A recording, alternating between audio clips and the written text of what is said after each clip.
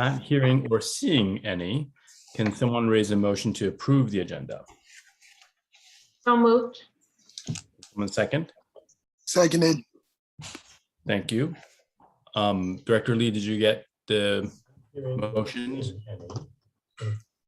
Yes, I got that. Okay. Great. I'm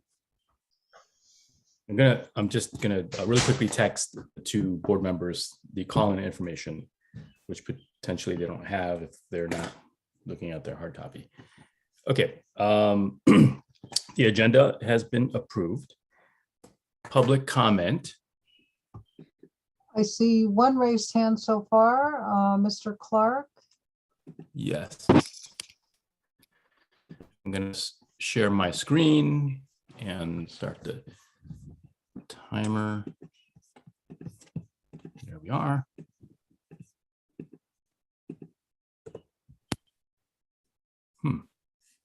The clock does not seem to have triggered.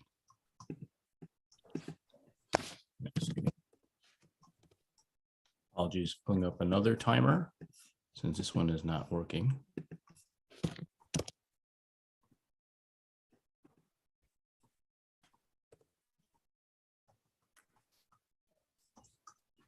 Oh, it's moving so slow. I could probably just use my phone's timer. Just use your phone. Announce when there's 30 seconds left. Okay. Mr. Chairman, can you hear me? Yes. Yes. Mr. Chairman, Madam Director, and members of the board, I am Charles Clark, a resident of City Council District 6. My topic tonight is item 9A, the commendations that you will continue to review tonight. I'm glad to see the initial list of 13 selections that 4 of you have already chosen. I thought I would proceed a bit further afield with a commendation of the police department we actually have viewed statistically. A key metric in police accountability is the yield rate of searches. That's the ratio of searches that discover contraband or evidence compared to the total number of searches conducted. The higher the yield rate, the higher the effectiveness and accuracy of the searches being conducted. It sometimes goes by the name hit rate or discovery rate, but the basic idea is that it's the success rate of searches undertaken by the police. Now, in February last year, the Mayor's Fair and Impartial Policing Working Group, which Board Member Ramsey chaired, identified this same metric and said, quote, "The idea is that in the absence of discrimination or bias, officers should cite and arrest people of color at the same rates as white people," unquote. This past January, the state's RIPA board told us 2 things. First, that the statewide average yield rate is 22.4%, or success in about 1 in 5 searches. And second, that the yield rate is lower for Black persons searched than for white persons searched, meaning that searches of Black people are less effective than searches of white people, possibly indicating the presence of invidious discrimination. Now, last October, Chief Lewis presented the first findings from the RIPA data that BPD had collected by then for about a year. Berkeley's yield rate was 44.23%, or twice the state average. Success in about 2 out of 5 searches. The yield rate of Black persons searched was about 46%, while the yield rate for white persons was about 41%, meaning that searches of Black persons were a little more effective or accurate than those of white persons. 30 seconds. The Impartial Working Group standard would say that this pattern is consistent with the absence of discrimination or bias. This is directly opposite to what we see nationally, I should point out, and in California. So I'd like to commend what I have seen in my own investigation of this one limited but important statistic that I still need to write up. By no means does it absolve or insulate the department henceforth and everywhere from concerns about discrimination, but I think BPD is performing well on this one important high-level metric, and for that I commend them. Thank you. Thank you. Next is Barb Atwell. Hello, I appreciate you letting me speak. I'm Barb Atwell. I've been working with the American Friends Service Committee for about the last year to help implement the military equipment policy, AB 481. I want to suggest some specific language for the police department military equipment policy. There are 4 aspects of the policy based on what other law enforcement agencies have already implemented or plan to implement. Number 1, armored vehicle deployment.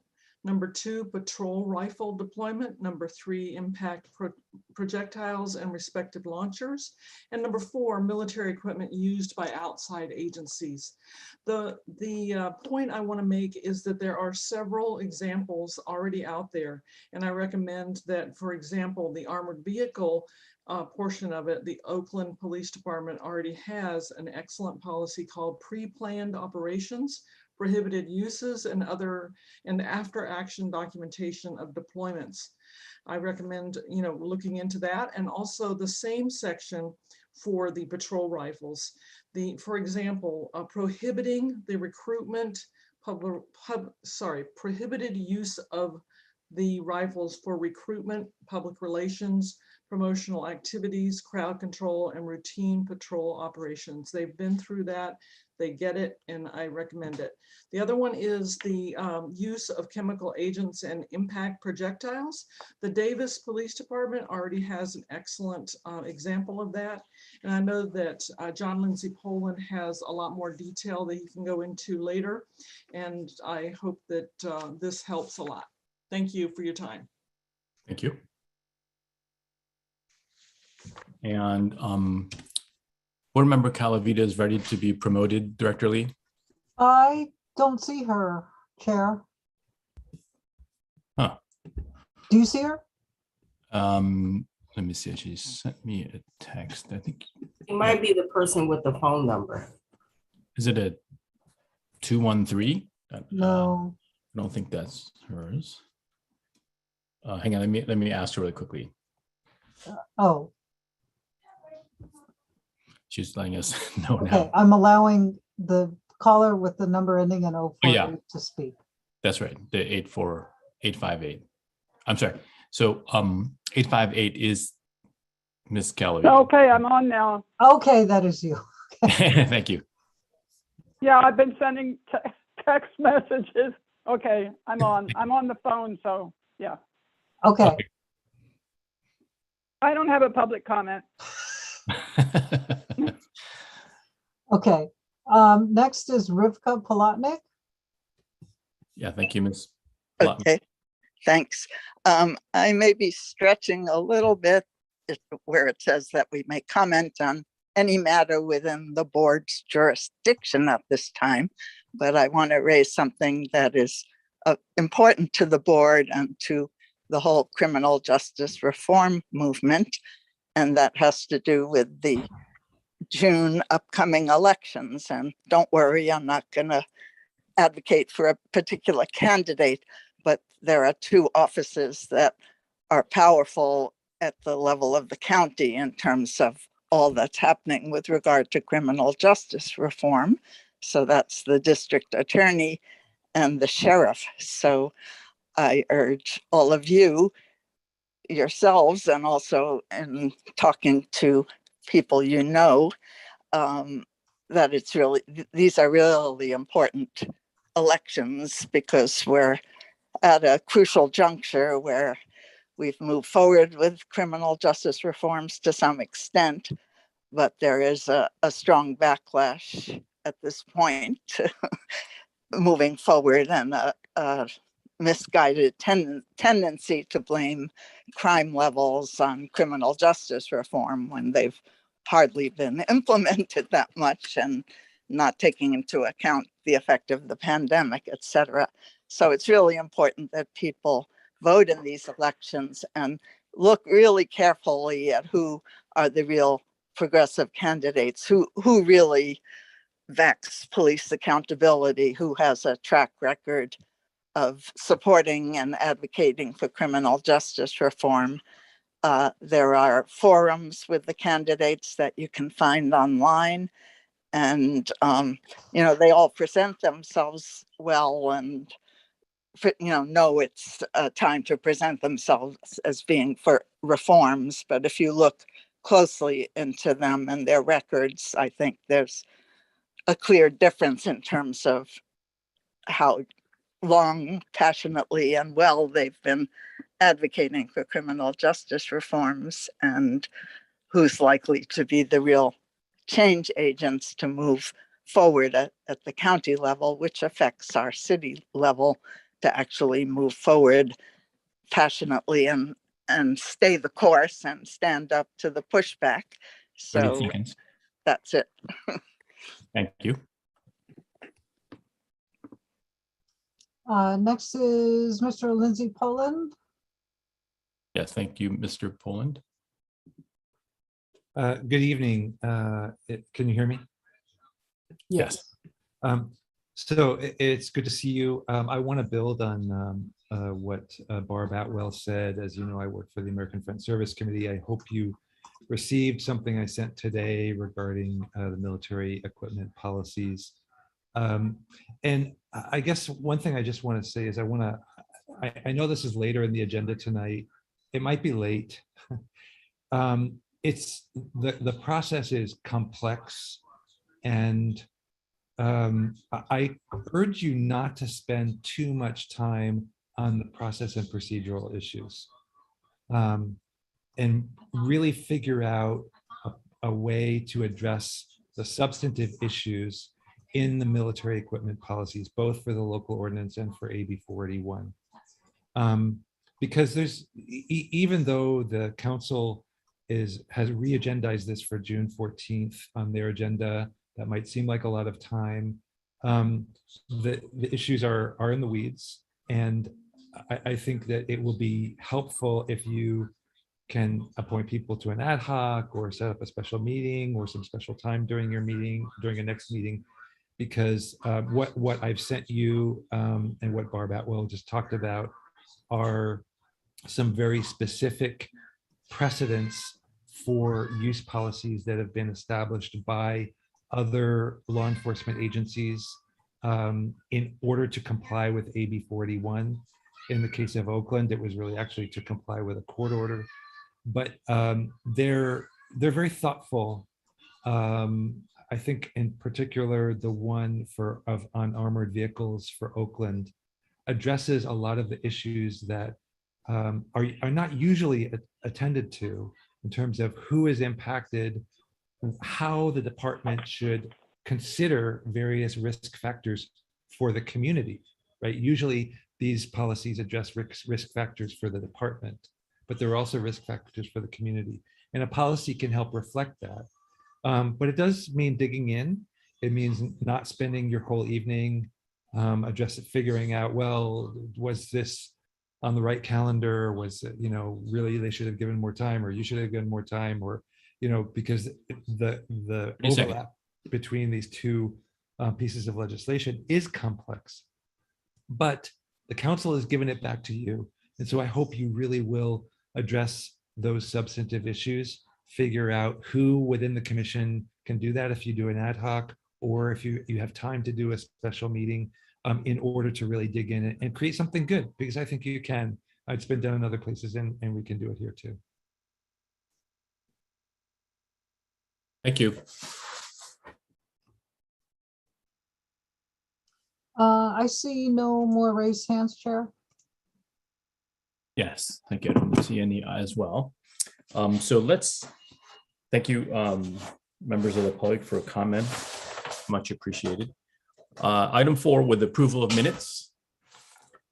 Are there any comments or questions about the minutes from the April 27th, 2022 special meeting?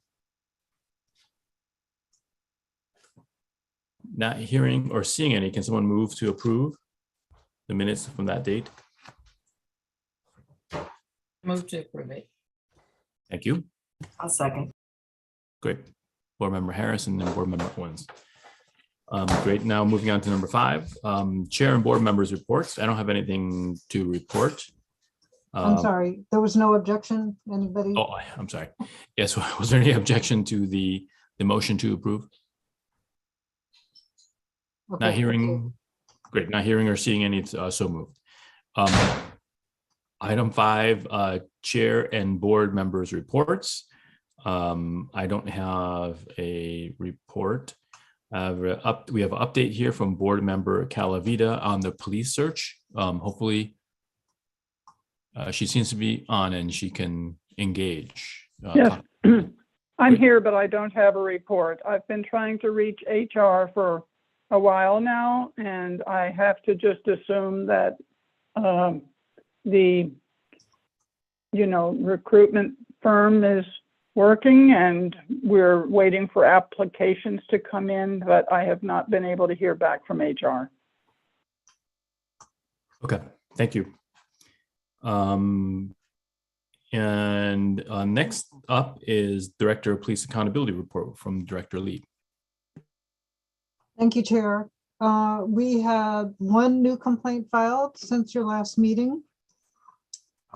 Byron Norris is now gone, but we do have Ms. Thomas with us.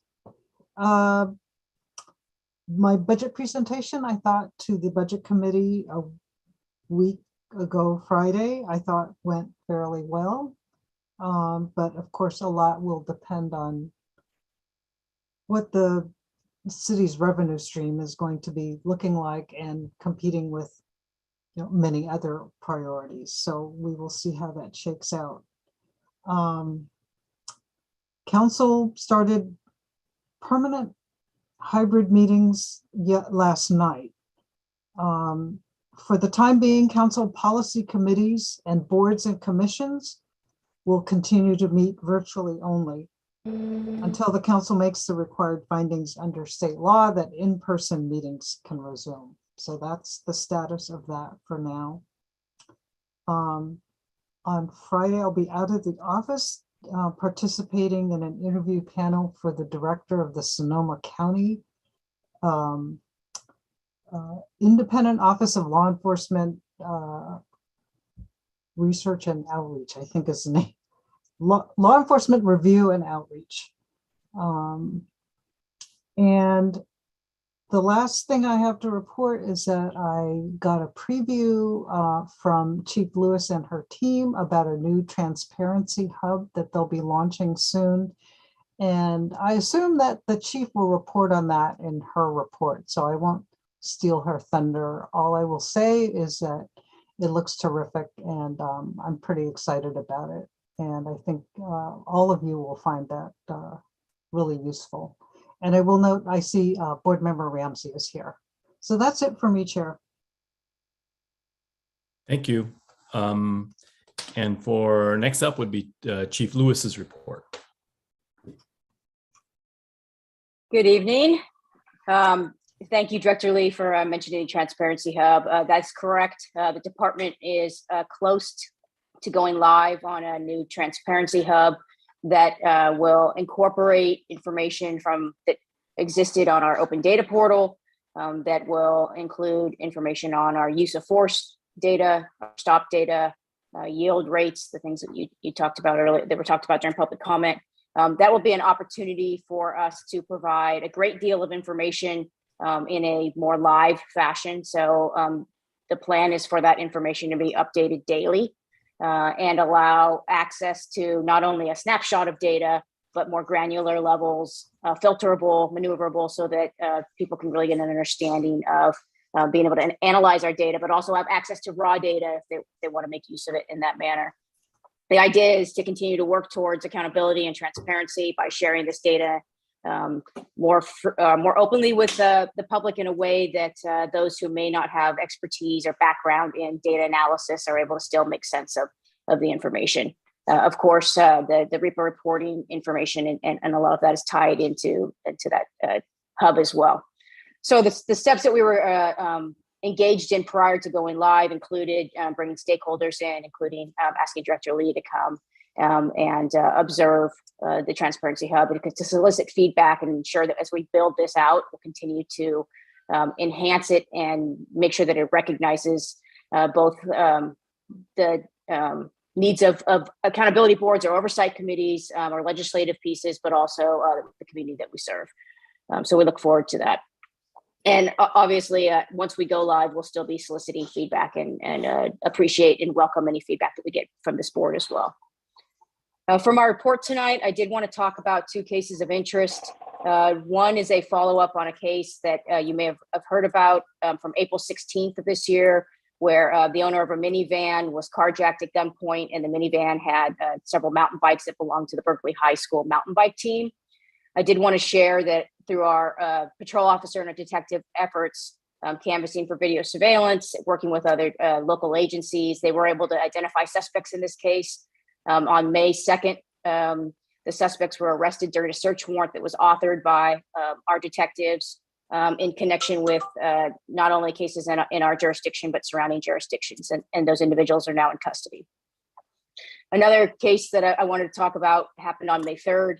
Around 8:45 at night, there was a fatal shooting that took place inside of a residence in the 1100 block of Channing. Initially, that case was believed to be a suicide. Soon thereafter, our officers responding to that investigation were able to locate a second shooting victim that was in a different Bay Area hospital, started working that case and working that investigation, determined that it was not actually a suicide, but an argument had taken place inside the residence, resulting in one of the suspects shooting 2 individuals, killing one of them. What I really want to highlight or commend in this effort was that our patrol division, along with our homicide detectives, were able to rapidly transition in this evolving case, moving from building and investigating the case to identifying a suspect and making an arrest within 1 day of when the murder occurred. That suspect has been charged and currently in custody. For staffing, I did want to talk a little bit about our staffing situation. Last month, we were able to hire 2 entry-level officers who started a police academy. But during this same time period, the same last month, we have had 1 officer retire and 3 officers resign, which puts our current sworn strength at 152 currently. A couple of ongoing or upcoming efforts the department continues to be engaged in. One has been mentioned already tonight, but that is that Captain Roleri and his team will continue to work with the board on the police equipment and community safety ordinance. We will remain open to answering questions, meeting around the recommendations the PAB might have, talking about the steps we can take to ensure that we're reflecting the recommendations that come from the PAB. As was discussed earlier also, after the council meeting last night, this item is slated to return back on June 14th. Secondly, we're finalizing our most current quarterly update on fair and impartial policing recommendations, the implementation of that. I understand from talking with Captain Roleri that there have been some productive subcommittee meetings that we were able to incorporate additional suggestions from the PAB around our consent search form. Those changes have been made and we reissued that consent search form. And I just wanted to acknowledge how productive those meetings have been, and thank you for your continued collaboration on that work. And then the third thing I wanted to talk a little bit about, I hope that Director Lee shared the police department's proposed budget, and I hope that you were able to catch the budget presentation that I gave to Budget and Finance. We provided information during that presentation on several items that were specifically related to the reimagining public safety efforts. Some of those have been reflected back in the mayor's proposal that was referred by council to the budget process. And ultimately, our budget will be determined through these upcoming council deliberations. That's all I had for tonight. Happy to answer any questions. Thank you. Are there any questions for the chief on the issues that she's addressed? Chair, Yeah. Chair, if I could just point out, I included the police department slides from their budget presentation in the packet for this week. Great, thank you very much. On what page are those on? Those, I think they start on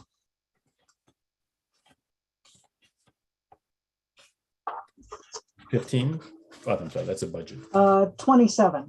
27. 15 are my slides. Okay. So.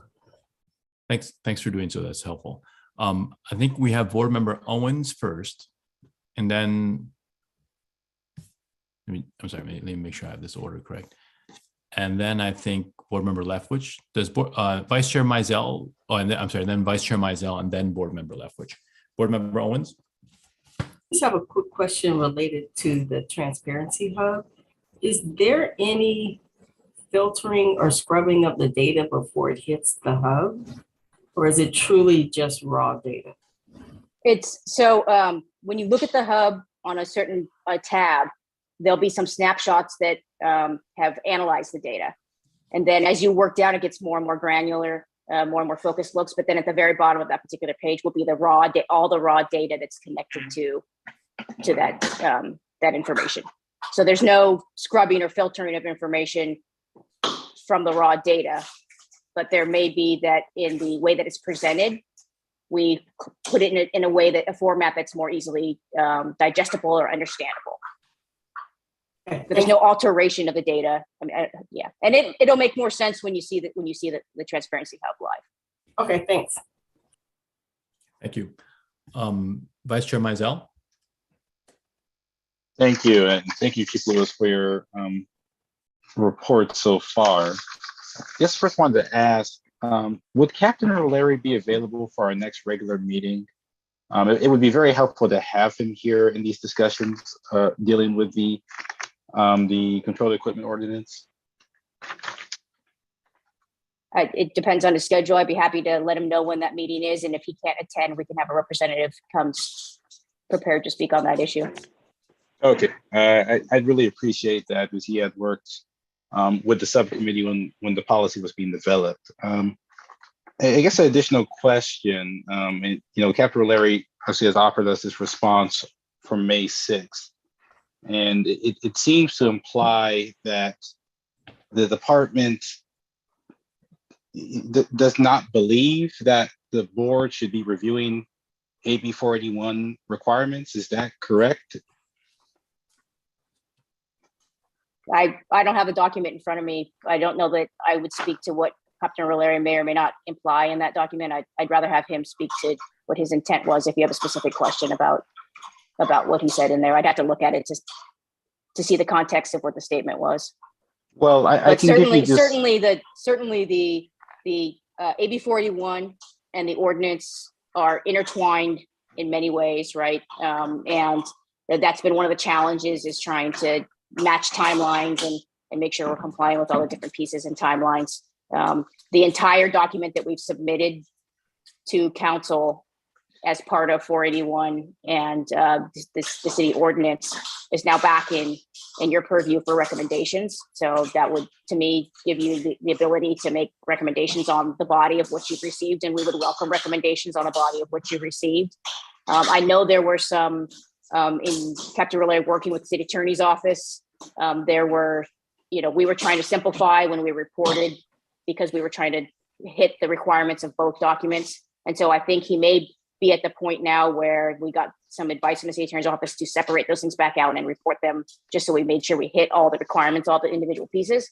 But Captain O'Leary is managing that project, and I don't want to overstate or misstate any of the nuances of that. It's extremely complicated and nuanced about exactly what's due to what and when and how and all those pieces.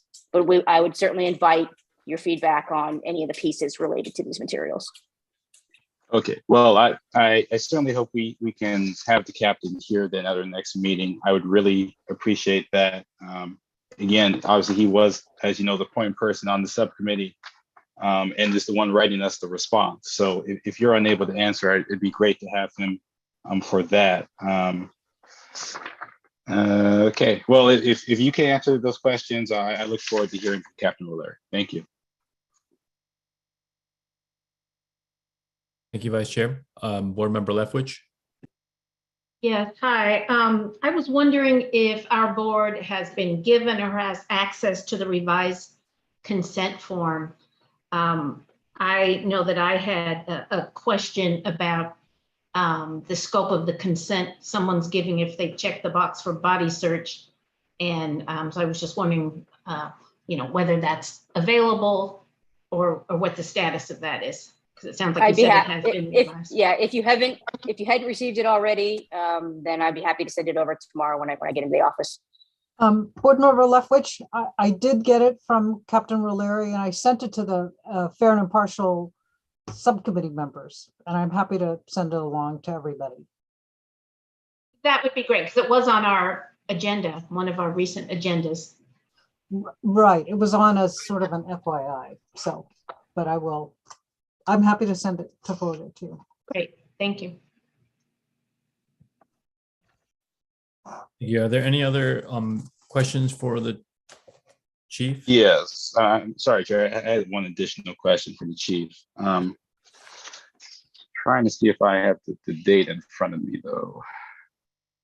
Chief, I'm sorry, I don't have the date of this, so you may not have a response. But I know since I think as a board, we're going to formulate some type of response. But there was a city council meeting. I believe it was where the initial quarterly report for the fair and impartial policing requirements was presented, where the council had a discussion about some sort of sex offender concern. And I believe one of your officers mentioned this anecdote about an issue with the probation and parole search policy and the question policy. And I don't believe that concern or anecdote had ever been presented to this board. And that turned into, obviously city council has full ability to take whatever actions they like under their purview. But that turned into a situation where it seemed that an issue that this board and the department could have addressed with us was taken just to council from an anecdote that had never been discussed at this board. I wanted to ask if you had any policies in terms of how particular policy issues are presented on the department's behalf, since the officers seem to be speaking as a representative of the department at that meeting. And if that at all would, change that sort of conversation. Because I think it would have been more appropriate to have it here first. Well, we have quite a few number of subject matter experts in our department who are well-versed in the expertise that they have. Sergeant Grant, it seems, was having a conversation with a council member and was asked a question about something he had expertise in, which prompted the council member to bring something forward, which we answered when we were asked at the council meeting. So I can't speak to whether or not that anecdote or that issue was shared. I have received information that issue was raised during fair and impartial policing task force discussions. I wasn't there. I don't know. I know you sat through, if not all, most of those conversations.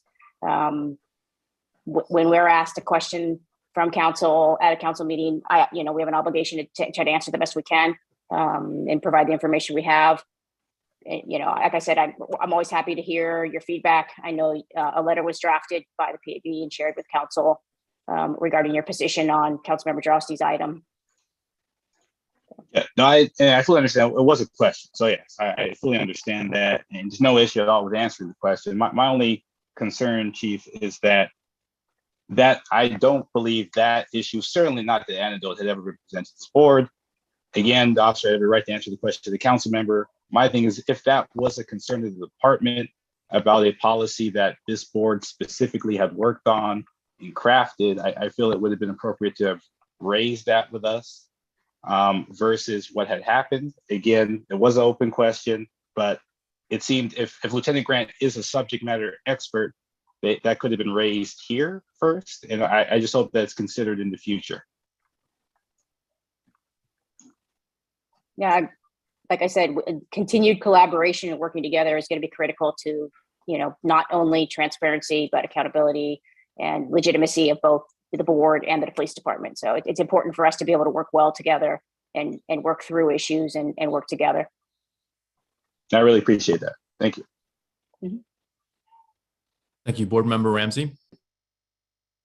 Just piggybacking, off of what Board Member Mizell said, just regarding that one issue. I guess it's just trying to have an understanding of when there are concerns from the department about a policy, about some aspects of a policy, whether it's presented to us in that particular instance. And I think a little bit of a correction to what Board Member Mizell said. And because I think there's a little confusion with the role of the fair and impartial policing task force versus the Police Review Commission in the formulation of that policy, and I was involved with both. I actually think that policy was done by the Police Review Commission in conjunction with the police department. And in fact, Chief Greenwood then changed that policy and implemented it. And when it came to the Fair and Impartial Policing Task Force, policy had already been implemented. It was actually just a adoption of that idea. So here we had a situation where the police department had actually implemented a policy, then later on sort of calling that into question, or at least a subject matter expert, without sort of ever returning to a civilian oversight agency to talk about that. I think there's been a little bit of a misunderstanding that the Fair and Impartial Policing Task Force came up with that policy. That actually is not accurate.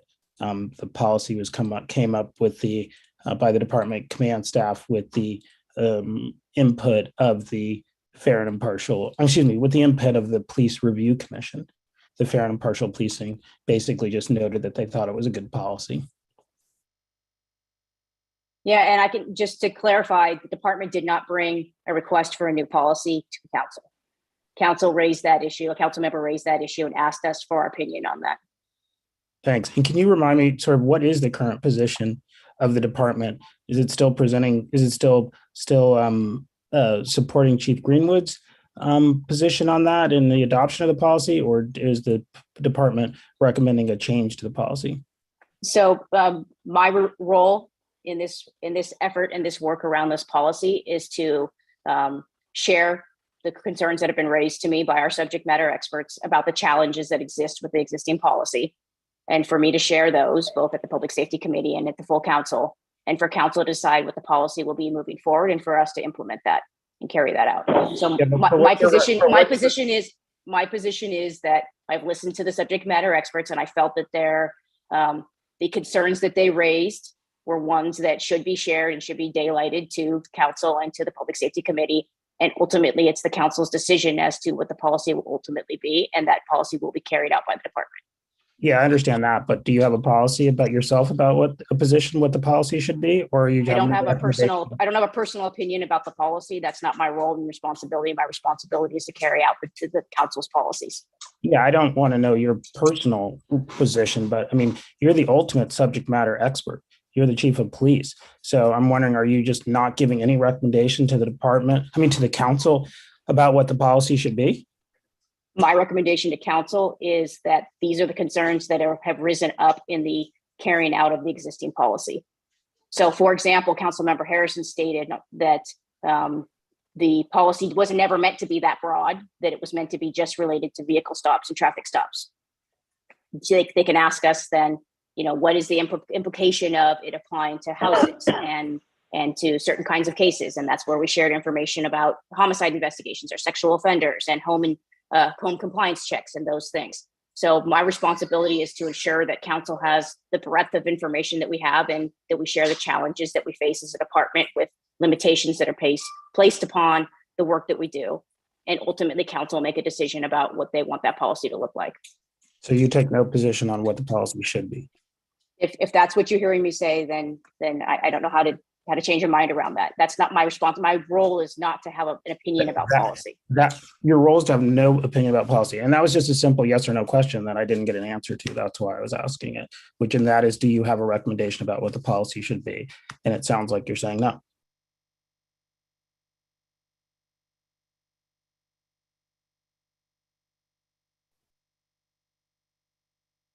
Okay, thank you. Are there other questions for the chief?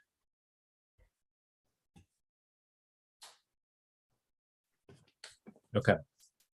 I'm sure there will be other opportunities to revisit these issues. And thank you, Chief, for coming to the board meeting. So next on the item are our subcommittee reports, starting with the Fair and Impartial Policing implementation.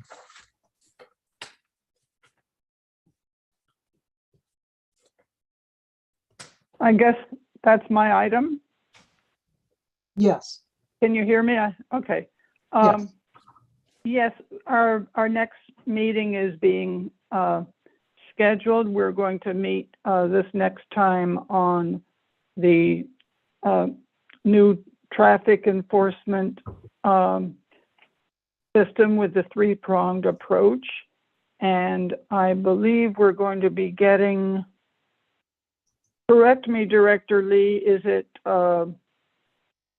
which representative from the department is coming on that? I thought you wanted to meet with Commissioner Letzger first, and Yes, then you wanted Commissioner- yeah, Sergeant Lee to attend. Sergeant Lee. Right. Okay, Sergeant Lee is the material expert on that, and but I think that we're going to get a meeting first amongst the members of the Fair and Impartial Policing Subcommittee, and Transportation Commissioner Lisa Lutzker is interested. Lutzker is interested in meeting with us, and she has some opinions on this subject, and so we're looking forward to hearing from her. That is, Director Lee is trying to herd the cats on that meeting, but we hope to have it within the next week or two. And as the chief said, you know, we work together collaboratively with the department on a new consent search form. And we have also been working with them on the early warning system. We haven't seen anything back from them on that. So that's still being discussed. That's all for me. Thank you, Board Member Calavita. Moving on to the director search. Board Member Levine, I don't believe we met, but I'll hear from you. Well, I spoke to LaTanya Bello yesterday, so I have an update from her. We haven't met as a subcommittee since our last general meeting when I reported. And at that time, I told you that I was expecting to talk to her, which I did yesterday. And I did get a lot of information. The current status is that the buyers group, I talked to her when I was out in the world doing things that didn't permit me to take notes, but I wrote a few things down from my memory. And the details are important because I reflected after the conversation and have a few concerns which I'll express after I give you the outline. The buyers group is still reviewing applications. They've of course closed since the end of April the 29th, and they have 13 applications. They're calling references, doing background checks, and nobody other than the buyers group at this point is looking at anything, the applications or the references. That is going to be then provided to Ms. Beyer, who is acting on behalf of the city manager. She's a deputy city manager. Ms. Bello. Bello, sorry. Too many B names. She is going to then set up interviews. So there will be a selection out of the 13 given to Bello by buyers. And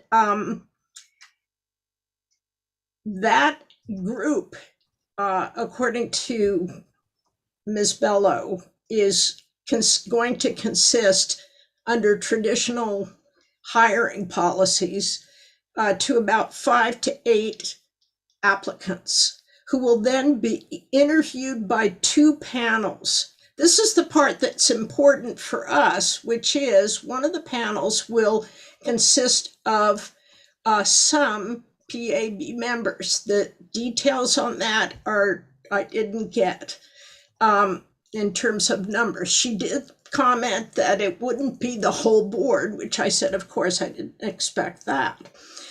The other, importantly, is going to consist, the other panel is going to consist of community members. So that's good and important as well.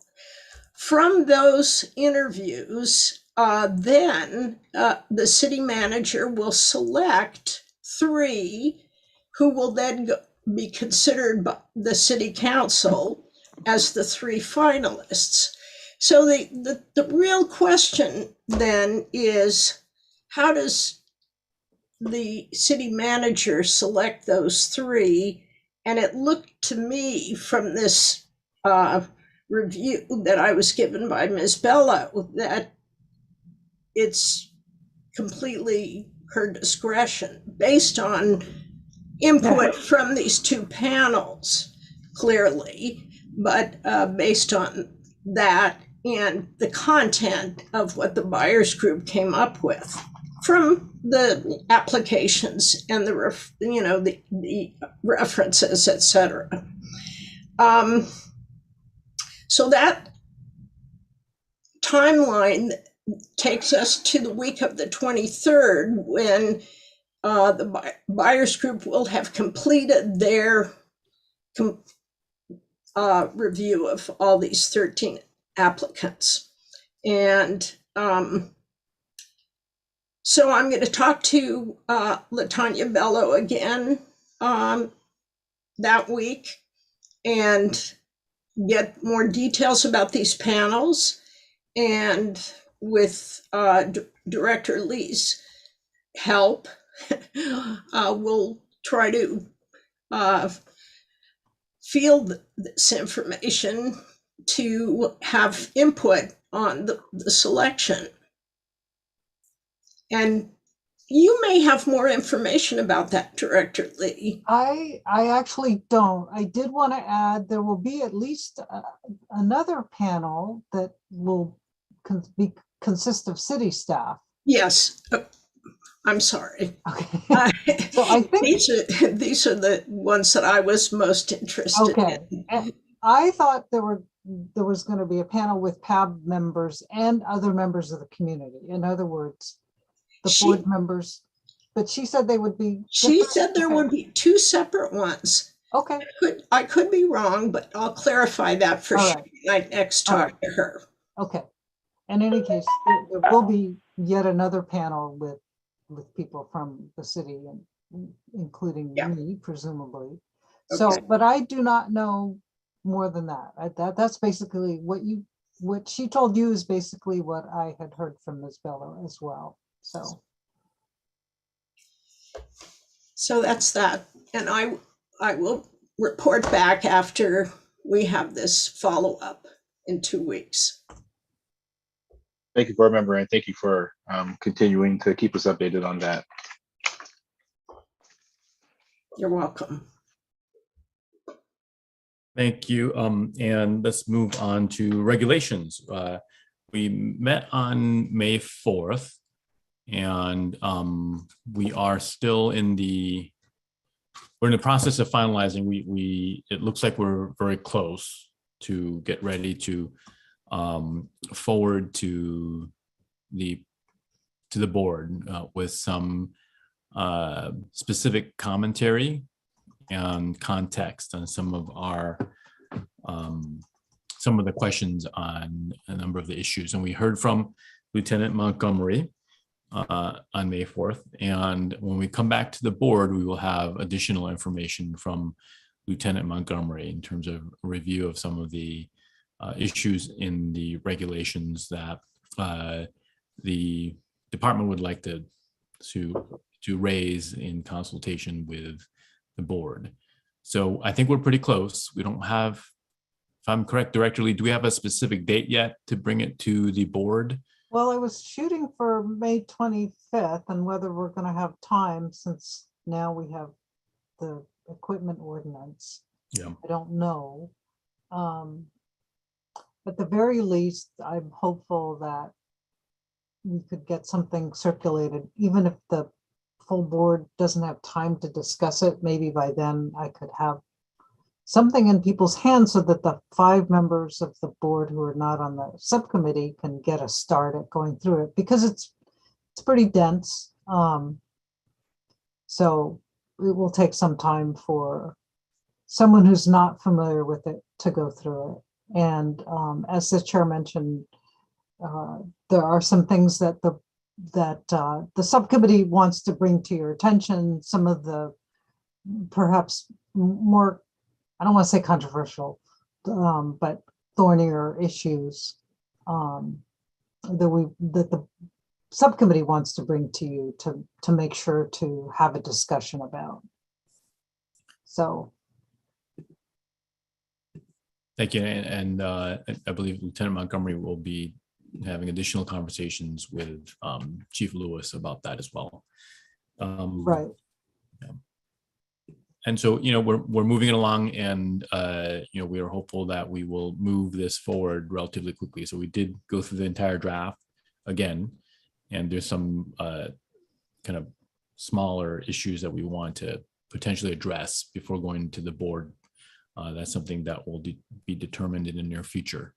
I also want to note that Lieutenant Turner is here, and thank you, Lieutenant Turner, for coming as well. And so with mental health issues, response and crisis stabilization.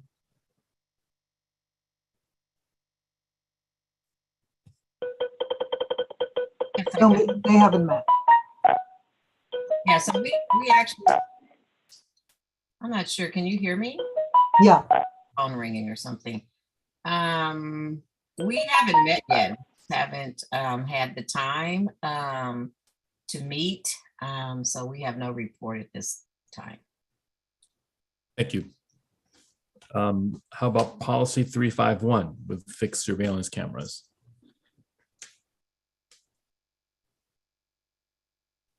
I believe that's myself and board member Moore. We've not yet met either as well, so we don't have a report. Okay, thank you. The Police Accountability Board budget proposal. They haven't needed to meet, so they haven't met, and I'm just wondering if they want to disband at this point, or if they want to just remain intact until the budget is passed. It's up to you. I think it'd be easier just to keep the subcommittee intact until the budget is passed, just in case we need to, meet for whatever reason. We don't have to re-pull together the subcommittee. I say just stay intact but not meet. I think that makes sense.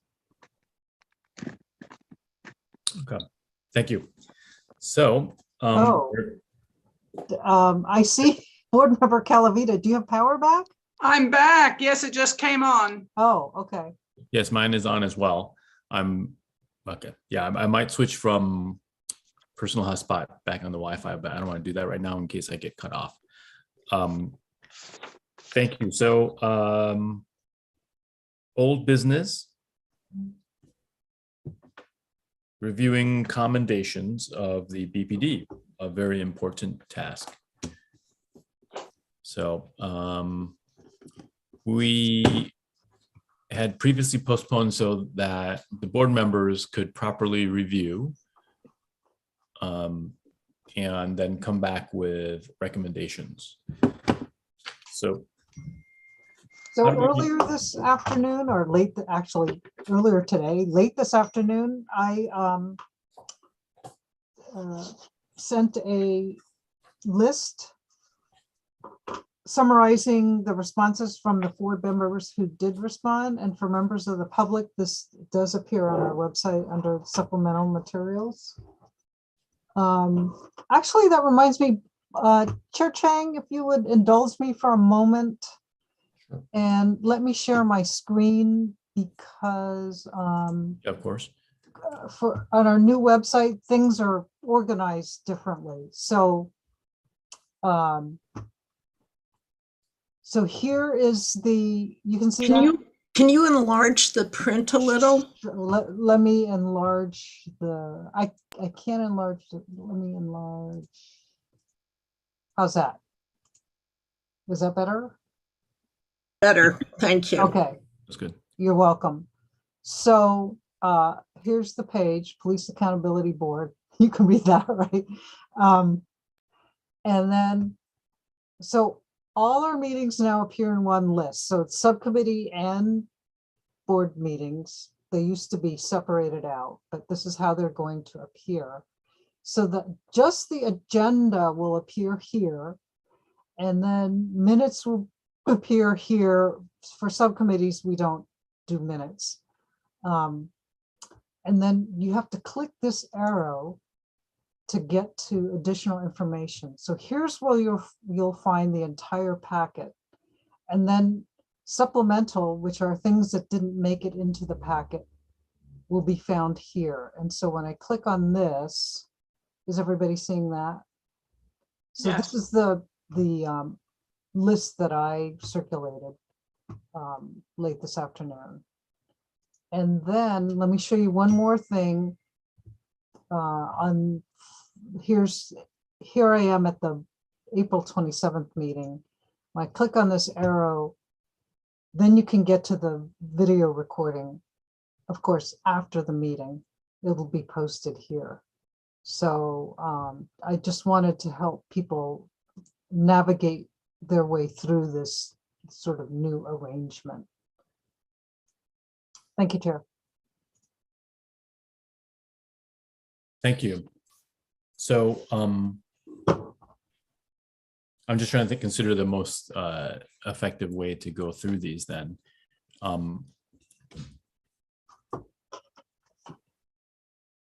Do you think it would be best to pull that list back up so people can see it, or?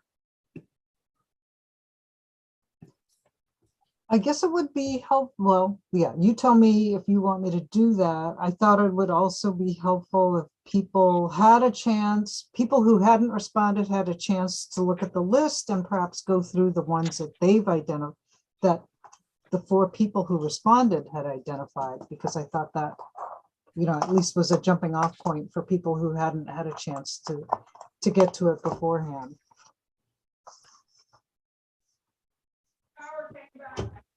Okay, so why don't we go proceed that in that manner? So for those who have not had a chance, maybe we can pull that up. Okay. We could narrow it down, narrow the band down, and be efficient about it. Thank you for putting that together and putting that on the website. That's very helpful. Okay, is that big enough for people? Yeah, and also, in case folks don't know this, on the view options in Zoom, you can actually increase the size on your end too. There's a pull-down menu at the top. Okay, Board Member Ramsey has his hand raised. Okay, Board Member Ramsey. Yeah, is it possible just real quickly to go over the criteria again that we established? Oh, I guess it's right down there at the Oh yeah, bottom. here it is. Yeah, thank you for doing that.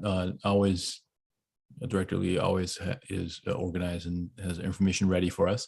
I was going to ask that for myself. Criteria for standing rules, and we referred to that last time. I think Board Member Owens had reminded us about this. There's 4: exceptional valor, bravery, or heroism; superior handling of a difficult situation; an action or performance that is above and beyond typical duties; extraordinary compassion, empathy, or kindness. And so in this column, the second column, when I said category, this refers back to these below, which I didn't call out, but I hope you could figure that out when people did identify them. So, okay. Interestingly, this one, 3 people identified it in 3 different categories, which is fine. They could be commended in more than one, for more than one reason.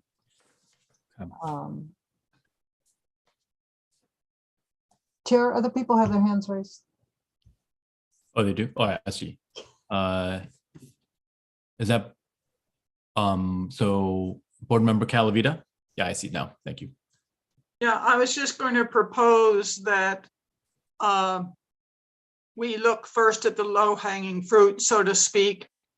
3 of the 4 of us who responded, I mean, this was a very large packet with many commendations, possible commendations, and 3 of the 4 of us singled out the commendation on page 19. Yeah. And I think that particular one is really a no-brainer. This was the incident of an individual who was threatening suicide, to jump off a roof. And these 3 officers showed, I think, extraordinary, what I chose, the category I chose, although others could be possible, was just extraordinary compassion and empathy, and just were really good at talking him down. And I don't remember if it was a him or a her. I read it a while back, but I was really moved by that one. And I think that those officers definitely deserve commendation. And I want to also say that reading through all of these things really impressed me with the activities of the department. So I just wanted to put that out there and say that we're not able to choose all of these, but there were quite a number that could have been included. But this, we're looking for extraordinary, and I thought that these 3 officers showed extraordinary compassion. Thank you. I think that's a good approach. And I want to second what Board Member Calavita said, which is that the various conduct that was represented in the large file, while some of them might not necessarily fulfill the standards that have been set out here for commendation, they also represent very impressive conduct of the Berkeley Police Department.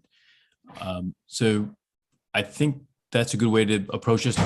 Page 19, the incident at the Sathergate Garage is something that we had flagged previously. Why don't we start with that as B, D, and C as 3 elements of the 4 that are covered there. So Director Lee, I'm sorry. So let's talk to Board Member Leftwich and then Board Member Levine. But my suggested plan is then proceed and do a vote on this on number 19 as low-hanging fruit, and go through this list in an efficient manner and have conversations about it as efficiently as possible while respecting the great efforts of the Berkeley Police Department. Board Member Leftwich. Well, so I guess I'm still a little confused about the process. I also tagged 19 as well as 3 other ones that were on this list. And then I had 4 of my own. So I don't know, did you want to first take a vote on the one on page 19 or? Yeah, I do want to hear from each speaker really quickly, but my suggested plan is to, Board Member Levine and then Board Member Ramsey will speak. And then for efficiency, I suggest doing the low-hanging fruit going by number 19 first. And then I think at that point, we'd be proceeding down the list from 16 down to 161. Based upon this list of folks who had provided input, and Director Lee gave structure and time to do so. And then after that, I think then we would consider stuff that is not on this list, but we want to be efficient in terms of what was already provided and vetted by board members. Okay, I guess I'm still a little confused. I had also agreed with the item on page 49, which is about halfway down. I don't know if this is considered low-hanging fruit. There were 2 board members had, you see that item 14, which had to do with the DoubleTree incident. So, sure. So sorry if I'm not understanding what you're saying. Do you want to talk? Yeah, we can do it that way. We can do 19, and then we could go to 32, and then go to 49, because those are the 3 that have at least 2 people who have pointed that conduct out for commendation. So, and then from there, we can, I think, perhaps go from 16 on down with the ones that only have one listed. And then if anyone else has flagged that as well, they can chime in at that point too, to note that, by the way, I also, number 16, for example, is RH. We can add on if there's someone else, like Board Member Leftwich, if you happen to have put your name in there as well. That could be something that could be raised at that point. Does that make sense? After doing the low hanging with the 3 and then 2. I guess I'm not getting it, so I will just lower my hand because I'm still not really understanding what process you're proposing. Sure, I might be actually. Hang on a second.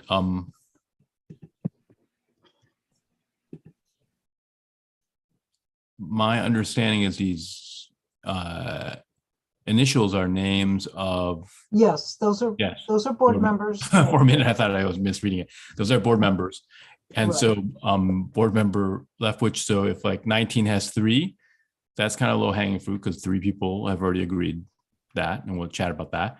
And then page 32 has 2 people, and page 49 has 2 people. And then we'll go back up to page 16 at the top, and then go down from 16 back all the way down to 161, excluding the ones that we already went over as low hanging fruit.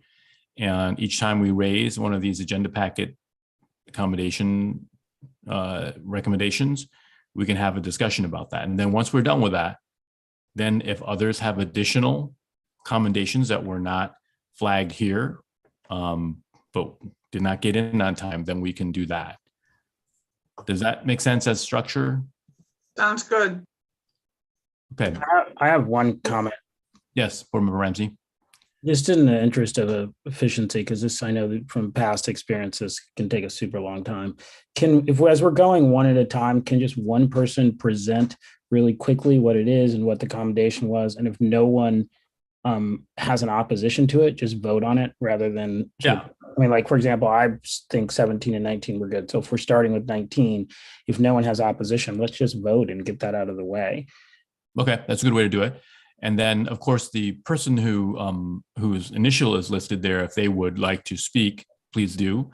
But as chair, I have the hard copy here. I can pull it up and describe it if you need to. But I would think that the person who commended us or voted for it in the initial should go first. Good suggestion, Board Member Ramsey. Board Member Levine. Hello.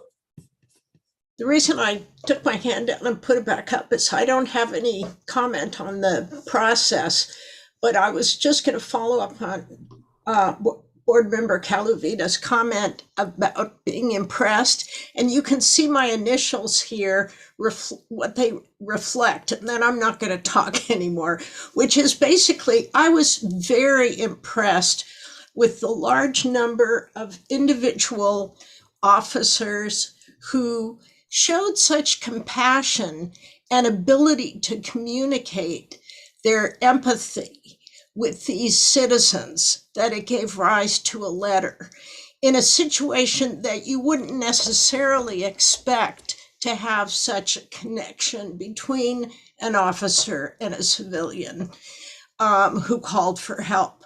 So that's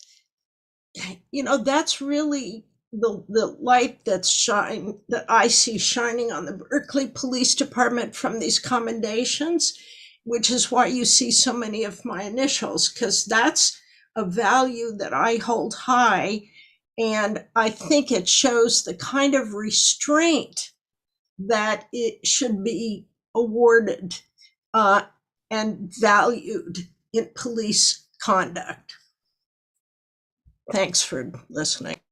Thank you, Board Member Levine. They do indicate high levels of professionalism and implementation of de-escalation tactics in these many incidents that have been described in challenging circumstances. Next would be Board Member Harris, and then we should start to go through these, and because it's 8:13 and we want to be efficient and have time to talk about these. Board Member Harris? I'd like to know how many are we voting on, or is there a limit, or how does that part work? Yeah, it's a good question. There's I don't no think that there's limit. a limit. Okay, Yeah. okay. And then I also, You know, it's a I- balance from, yeah. Oh, sorry, go ahead. No, I was gonna say, and I'm actually on 16, but I want to rescind that if I can. Can I do that, Kathy? Yeah. 16, I think I did it wrong. I was looking it up and I think I put the wrong number the Oh, wrong one on there. so, Okay, Yeah, all right. okay, thank you. Hmm.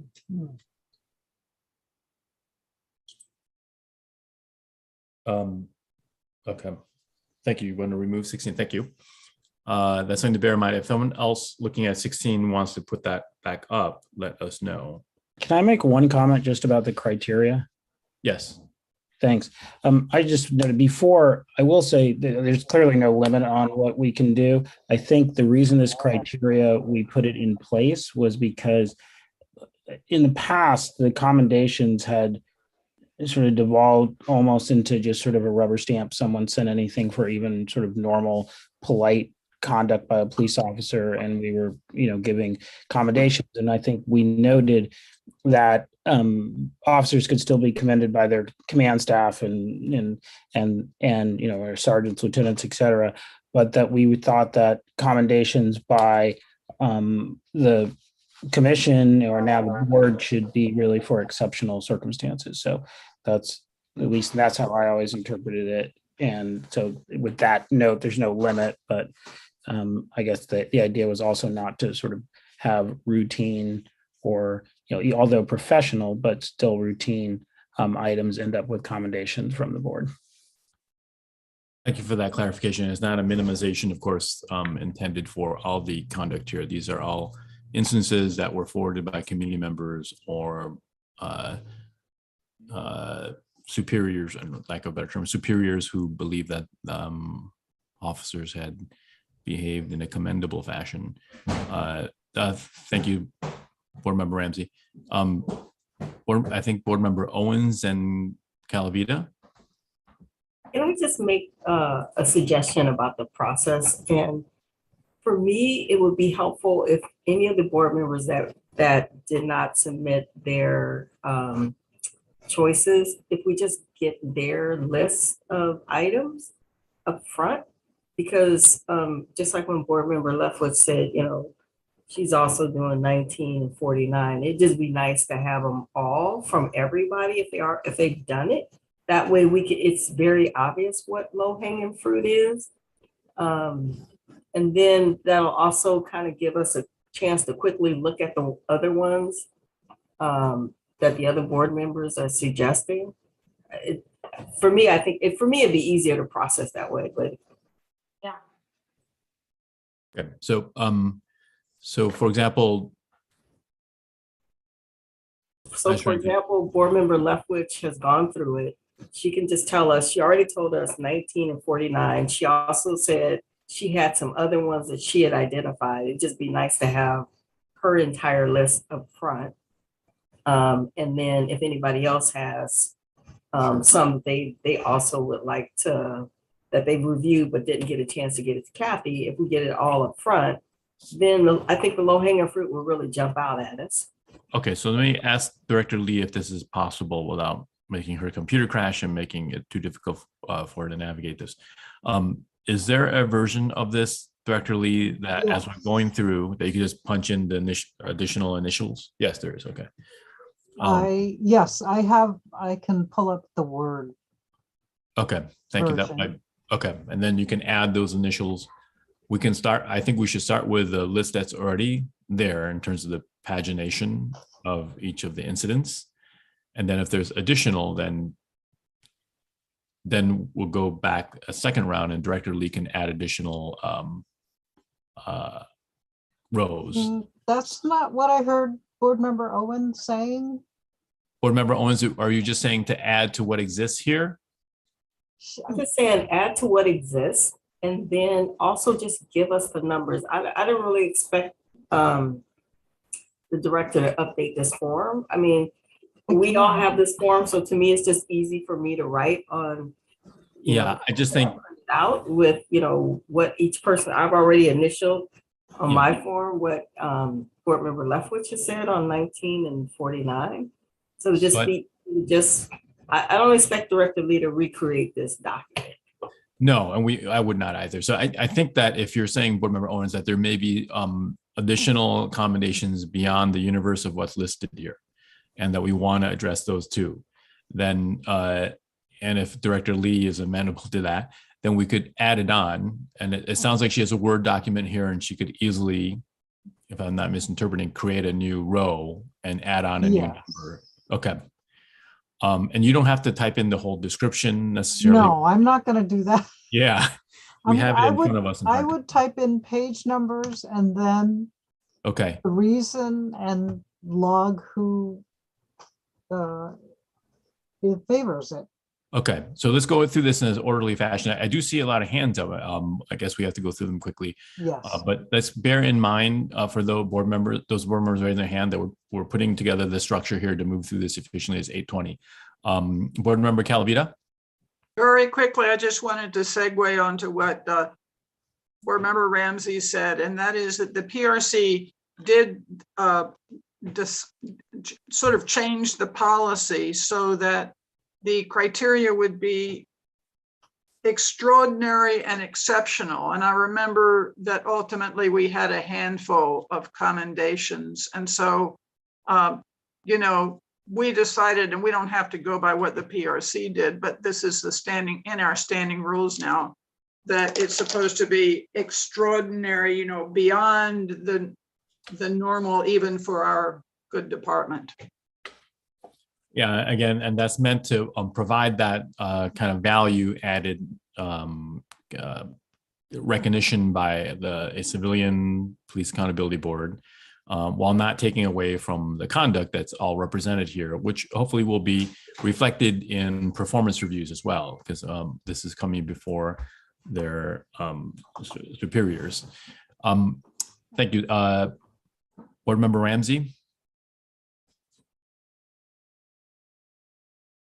The ones that I had are already listed, but if you want to put my name to it, it's 17, 19, and 32. Great, thank you. 17, 19, and 32. Julie had said 19. And 32. Thank you, super helpful.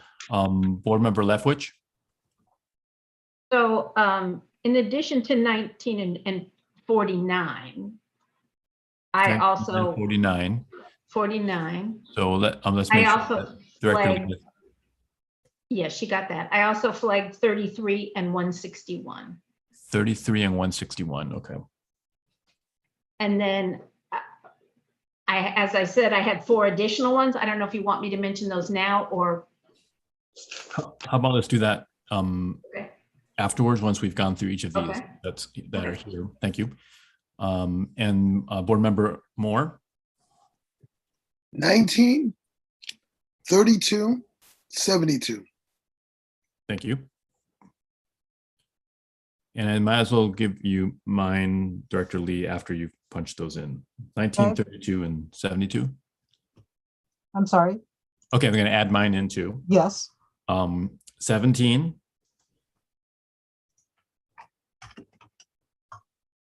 19. 32. Thank you. Okay, are there any others from other folks?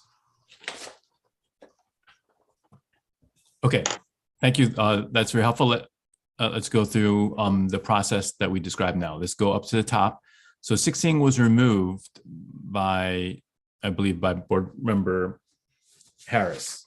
Now, is there anyone who wants to make a call out for 16 at this point? It's the officer made a tremendous effort to apprehend a wanted person in vehicle. There's a car that was exiting at 187 at high speed. Over the wrong way on the freeway. Richmond PD and CHP helicopter were in pursuit. So if not hearing any, then we'll strike it. Okay.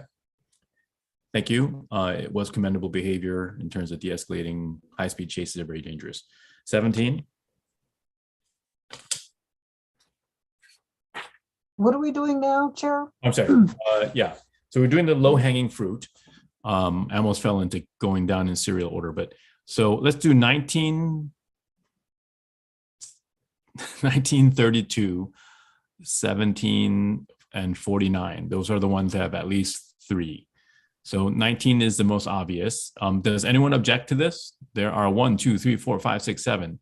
This is the incident with the say their garage and the alarming situation with someone standing atop and being talked down from self-harm. So I have no objection. I actually cannot see or hear anybody, but if you have an objection, you got to raise your hand. Because this, I can't see the heads now of people. Neither hearing nor seeing any. Do we need to do a motion for this, Director Lee? I don't think so. Okay. But you definitely, need to record that you're doing it by consensus if that's the consensus. Thank you for the reminder. We're doing this by consensus. We already have 1, 2, 3, 4, 5, 6, 7. 7 of the 9 board members have explicitly put their name forward on this. There is no objection. And so we're not going to go by motion, but we're going to have an agreement by consensus to approve this for commendation. Thank you. So moved, so commended, page 19. And then next we should go to number 17. Or Director Lee, do you want to make a mark on 19?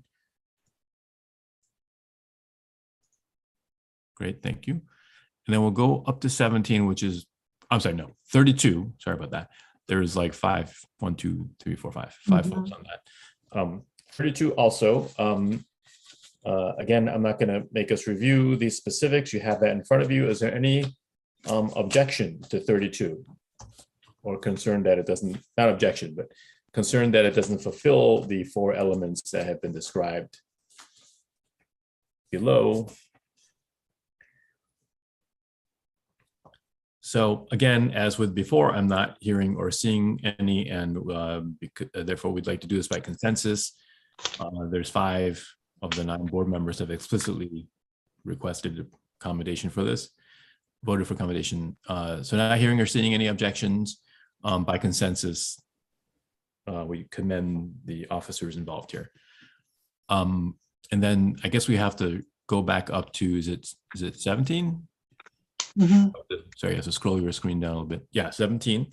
There's 3 who have explicitly voted for this. Are there any objections or concerns? Again, objection is just a term for parliamentarian reasons here. It's no objection to the conduct whatsoever. And then the concerns about the voting of this as a form of above and beyond extraordinary superior police work. Chair, I had also had 17 on a second tier for my commendation, so I'd like to put my initials there too. Thank you. Let's put board member Calavitas. So it's actually 4 of 9. That's a substantial amount of folks who have explicitly approved. Are there any questions about this particular incident and the conduct of the officers? Okay, I'm not hearing or seeing it again by consensus as stated before. I actually had something. Oh, sure. I'm sorry, I didn't see you. Board member Leftwich, go ahead. Yeah, well, I think this was impressive, but I guess I'm personally not sure that this falls into one of those categories. Okay, so when that happens, thank you, board member Leftwich, and of course, you're not stating that the conduct is not impressive. I think Director Lee, we will probably then do a vote then. Would that Well, be the case? I guess I would also just say, to me, the default, I mean, if it's close, I would probably rather give someone the commendation than not, but this one just didn't jump out at me. So somebody could persuade me if somebody wants to champion this more. I don't know, we want to take the time to do that, but. There's a knife sticking out of someone's back on the scene. Can I Happy to throw a couple. That's a very concerning incident, but shouldn't make light of it. Board member Owens. And Yeah. then member Ramsey. The reason why I selected this particular one is because when you know, as the chair said, there was a knife protruding from someone's back. But when you have two incidents that are this severe, you know, happening pretty much at the same time, kind of the same place, just one incident like this can be overwhelming in the response. But now you've got two, so you've got to balance those two and respond to both. I just thought that to be able to do it, determine that they were unrelated, you know, because at the time they weren't sure if they were related or not. I just thought that it was commendable that they could respond to two pretty severe incidents pretty much at the same time and unravel them and just take care of the both incidents. I thought it was commendable for that reason. Thank you, Board Member Owens. There's complexity at the scene. Board Member Ramsey. Yeah, just quickly, the thing that made this stand out for me was the life-saving efforts that were taken. There were multiple stab wounds and officers rendered aid to include 2 tourniquet applications, and applying a tourniquet to save someone's life, to me, I found to be exceptional. Absolutely. Thank you very much. And again, like complex factors there with more than one incident. And as well for myself, the practice and implementation of non-lethal rounds, less lethal, I shouldn't say non-lethal, less lethal rounds. After officer commands to drop the knife, which is a dangerous weapon. So for me, that in combination with the tourniquet was what made me feel that should be listed. Are there any, Board Member Levine has her hand raised. Board Member Levine, you're on. Muted. I thought you know, this raises something that occurred to me. I didn't put my initials on this one, or I mean, I didn't single this one out, but I would be in favor of it. And one of the reasons is this particular officer, Muradovic, he's come up in many of these letters.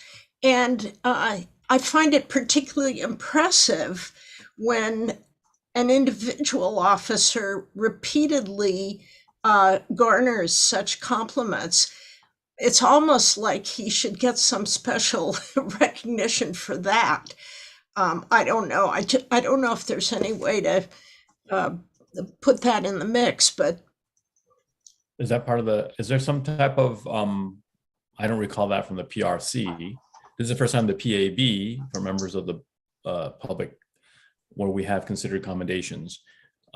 Is there something, Director Lee, from your recollection, where a officer has been repeatedly more than once?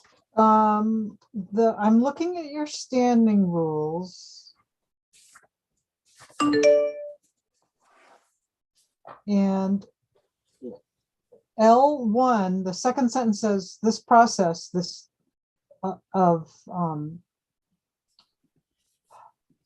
process of commendation shall be used when the board desires to bestow additional recognition upon those personnel of the packets that we get, that we're looking at, or when a board member on his or her own initiative wants the board to recognize BPD personnel. So I think that provides an opportunity for instance, a board member to notice that, you know, of these dozens of commendations, that a particular officer's name came up many times. I'm assuming that could be another, that could be a motion on top of the commendation. Right. And maybe you'd want to do that at a different meeting. Okay, that's possible. Yeah, I like that idea, and I'd like not to do it tonight. Yeah. Because there were a couple of, maybe even a few, that I'd like to say something about, but not now. Okay. Thank you. So can we agendize We that? could agendize that, yes. If I do it next time, Absolutely. I don't forget. And so that's the additional commendation. No commendation, right. Okay, so again, let's go back to it's 8:34. Let's be efficient and give proper time here. Numbers, page 17, there's 4 of us out of 9. And I think we've, this is a good process to You talk can out. add my name to that too, after hearing from others. And I don't know if we want to say if there's 5 names, then, I mean, I'm still fuzzy on the process, but you can add my name to 17. Okay, thank you. So we've changed board member left, which is mine, and she's added on. That's good part of the process here. And so there are now 5 board members. So are there any concerns about this in the context of, does this reach the level of accommodation? Again, not that the conduct was not impressive, but just for the standards of a board commendation. Not seeing or hearing any. Again, I cannot see your faces unless you're talking. So you should raise your hand, or Director Lee should flag that for me if someone else is trying to say something. I think, oh, never mind. Board member Ramsey had his hand up, but he lowered it. Okay. Yeah, so let's move forward. Are there any concerns about this? I'm not hearing or seeing any. So I think by consensus, we are going to approve this for commendation. Great. And so now let's swing down to, I would say 49 is another quote unquote low hanging fruit. There's 3 persons listed here. Are there any questions or concerns about applying a commendation approval to this?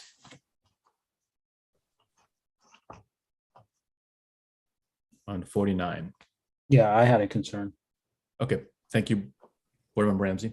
Yeah, I thought this conduct was commendable, but I didn't see it as exceptional. And in fact, one comment by the person who was saying it actually kind of cut my eye and made me think that it didn't stand up in an extraordinary way. Then in the middle of the page 49, they said, from this point forward, which was really the start of what they were commending, they said, I witnessed what I have on so many times over the years. Berkeley police officers who are professional, kind, courteous, clearly had the safety and well-being of the public, and my crew is an obvious possibility. And I thought that was true. It was professional and excellently done, but it didn't strike me as extraordinary.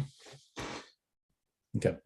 So at the start, you said it was commendable, but not extraordinary. What you mean is it's very impressive, for lack of a better term, but it doesn't rise to the level of extraordinary for commendation. Yeah, absolutely. I mean, I think all of these are, great. I think should be recognized by their supervisors and command staff, but at least with the idea that we had at the PRC and trying to really recognize things that were exceptional, I didn't think this rose to that level. Okay. So are there others who want to chime in on this as we consider how to proceed? I'll just chime in that I agree with Board Member Ramsey, and I'm one of those people whose initials are there. Okay. So I So you have now kind of have an asterisk. Yeah. Okay. Yeah, I'm willing to because in a sense, partly because it's anonymous. It's essentially nobody is named in particular.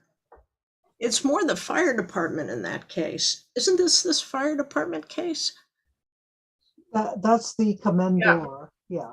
Yeah, I thought it was, actually, I think we should commend the fire department actually on this one. Okay, that's not on the agenda. I know. I'm sorry. Board Member Mizell has his hand raised. Yes, yes, Vice Chair Mizell. Yes, just agreeing with Board Member Ramsey and Board Member Levine. Okay, so it's behavior that's impressive and follows like kind of best practices, but it's not extraordinary.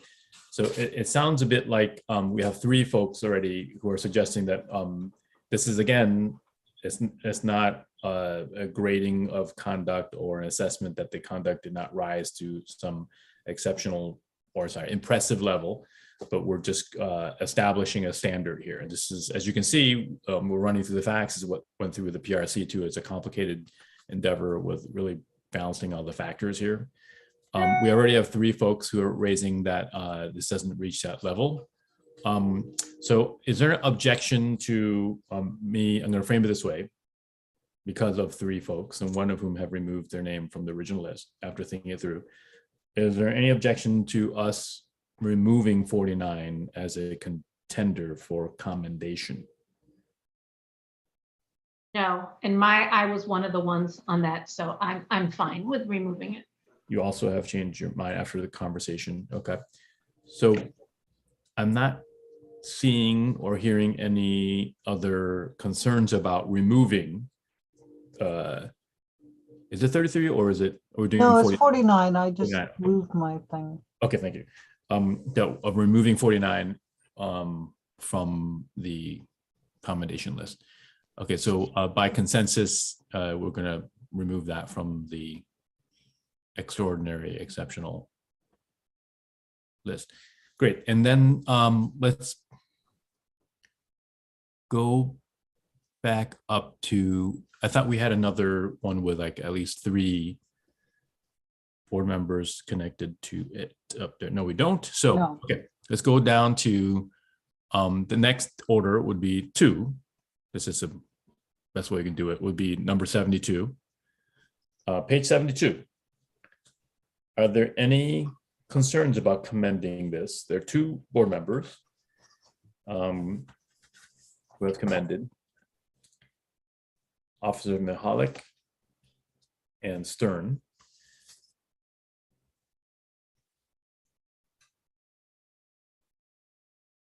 These are bike patrol folks. You might recall if you're looking at this. They're on the scene within a minute. You know, I'm seeing that Lieutenant Turner was asked to be added to the commendation as well. Oh, thank you. Is that in the? That's at the top of the page. No, never mind. I'm looking at the wrong thing. Okay, that's okay, actually.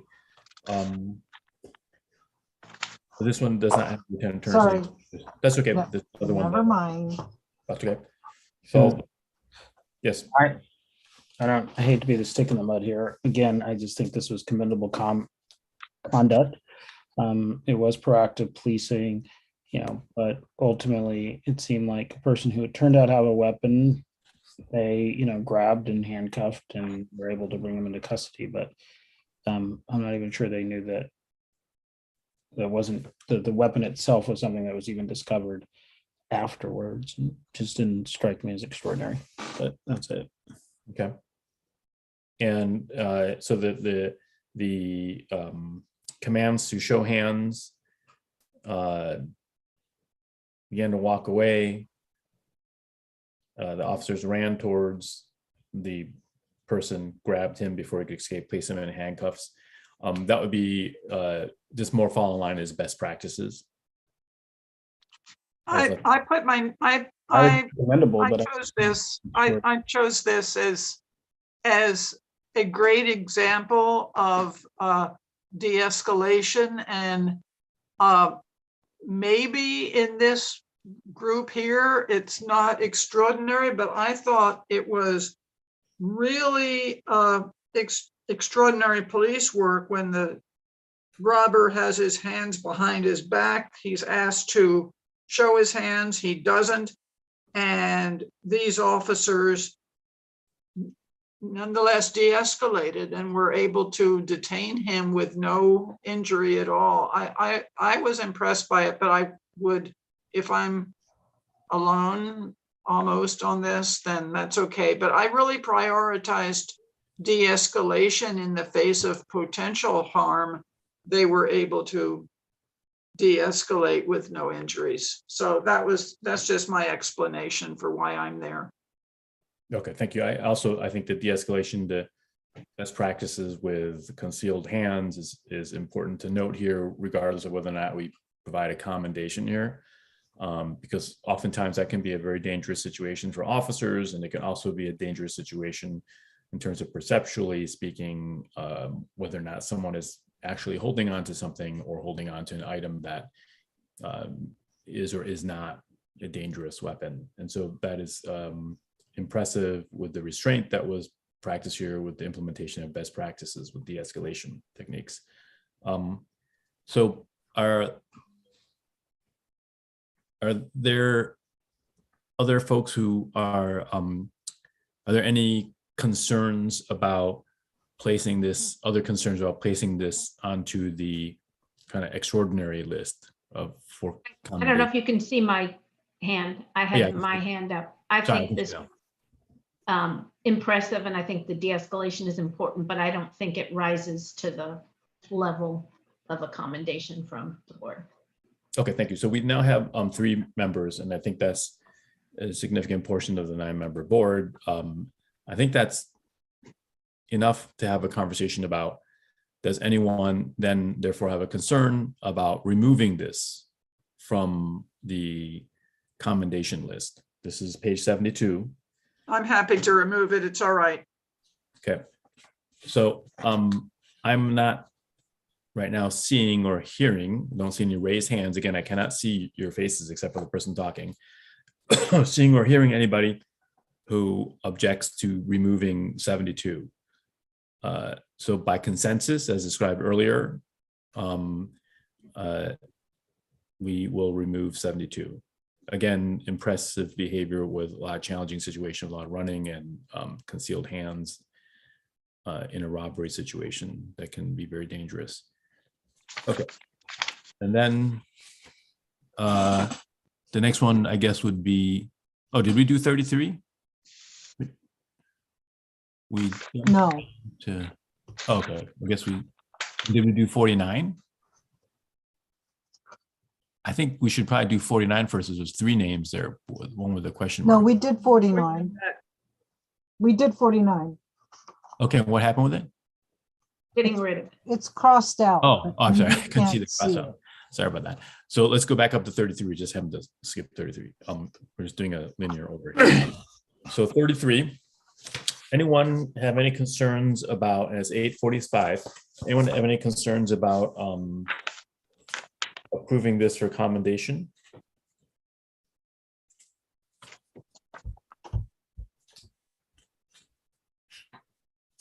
Give you a quick minute to re-review 33.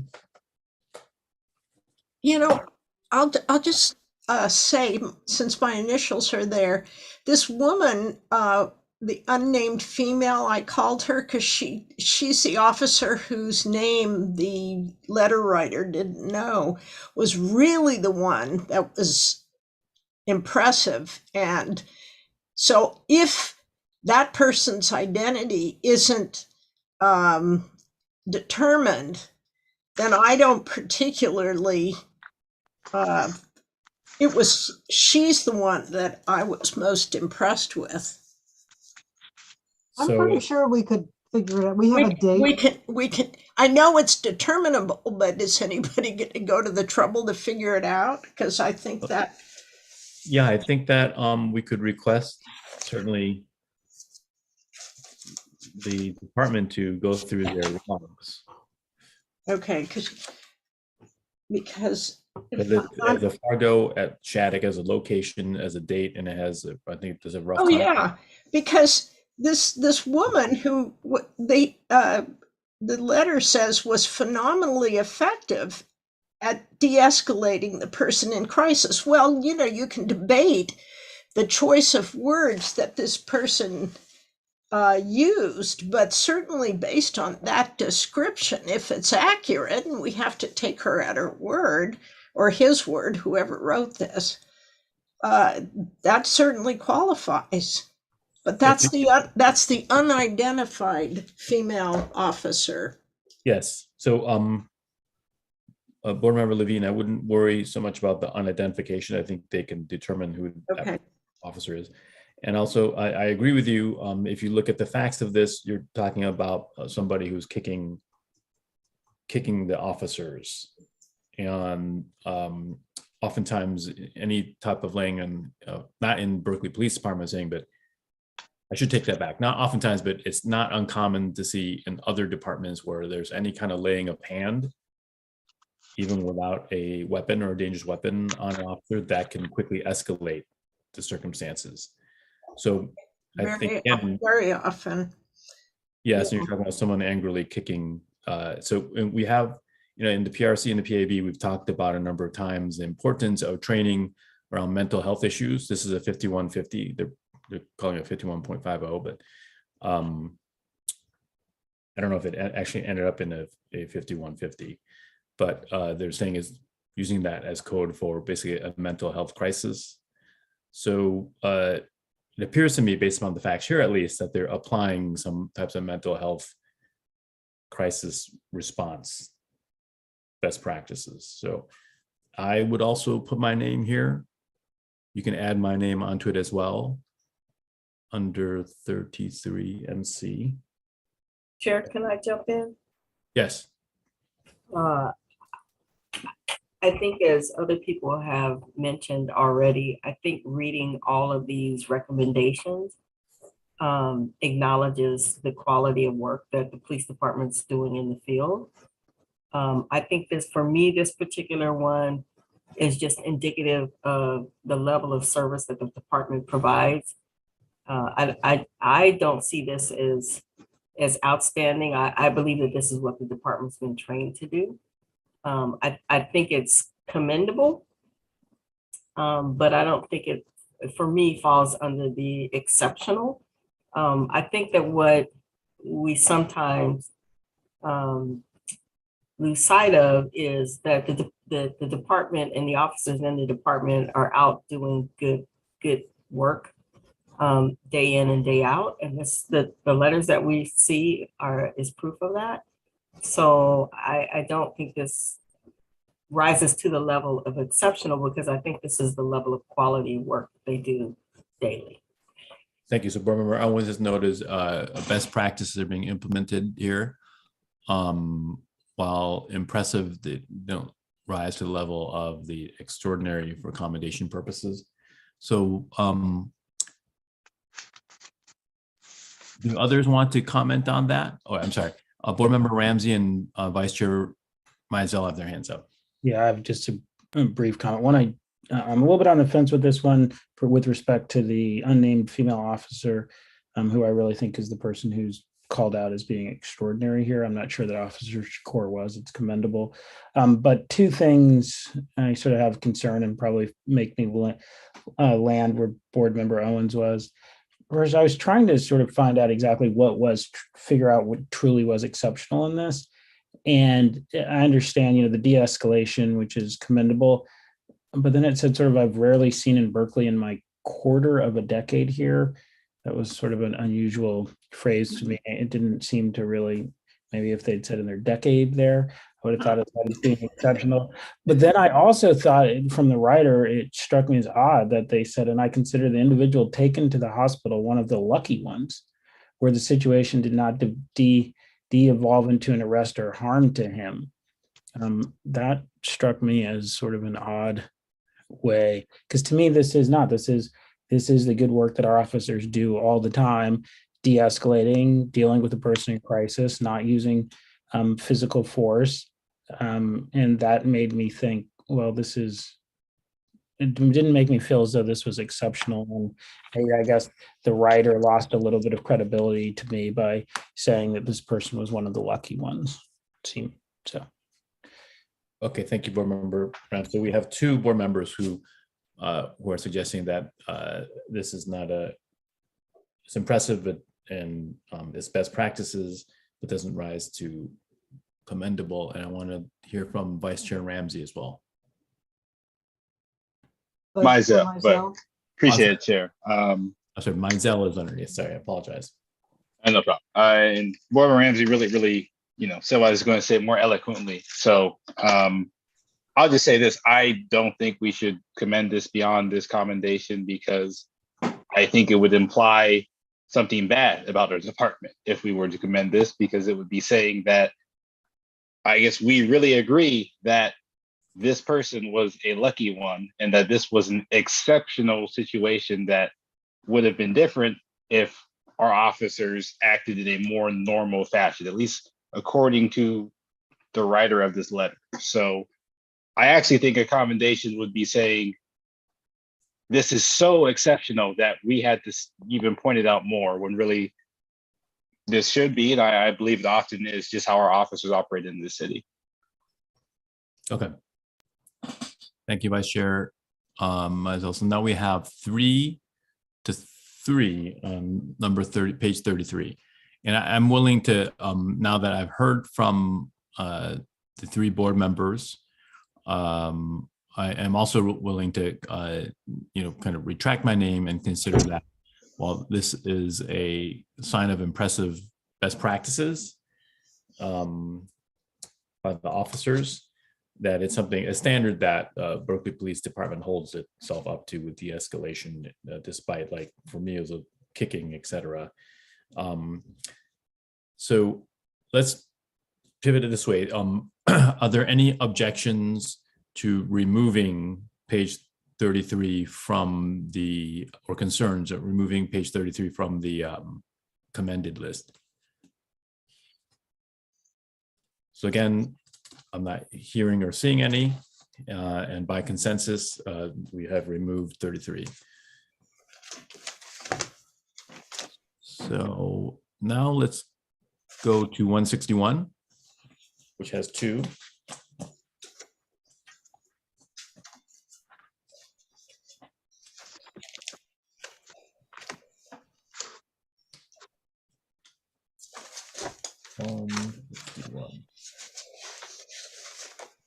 Okay, give the folks who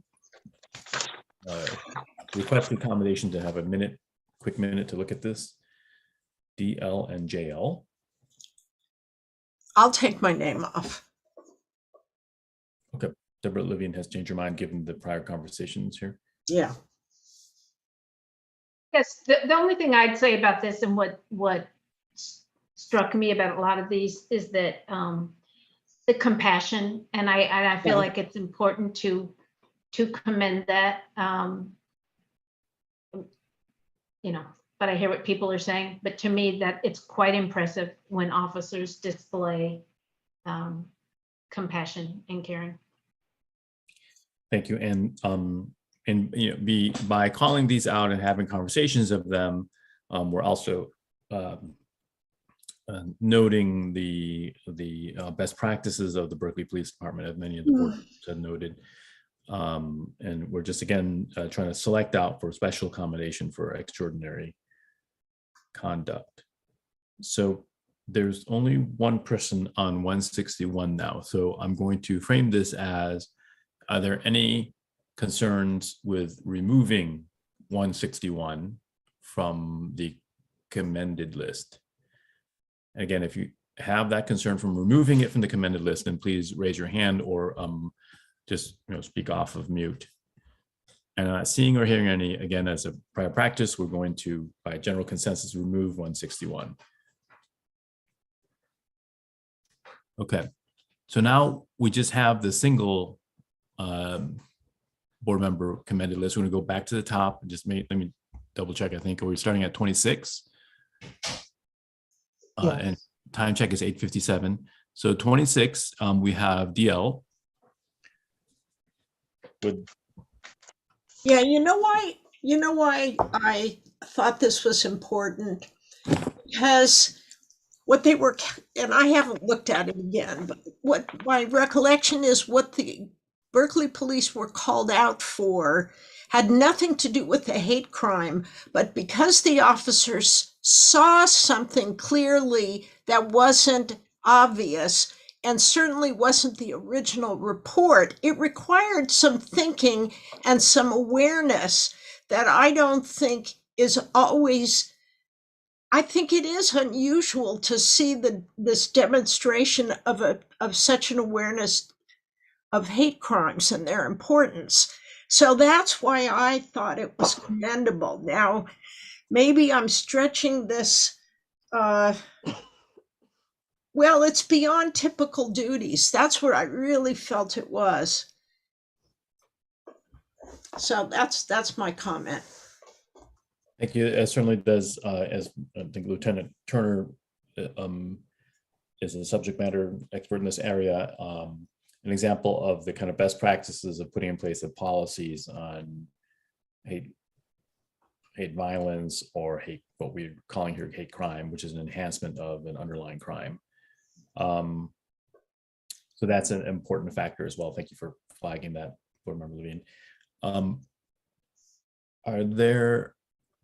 Now there was just one board member who flagged that, and that is an example again of best practices and following like the kind of policies and procedures that we've seen. Some of these policies and procedures come through this board. Most recently, the hate crime, in fact, policy, the latest version of it at least.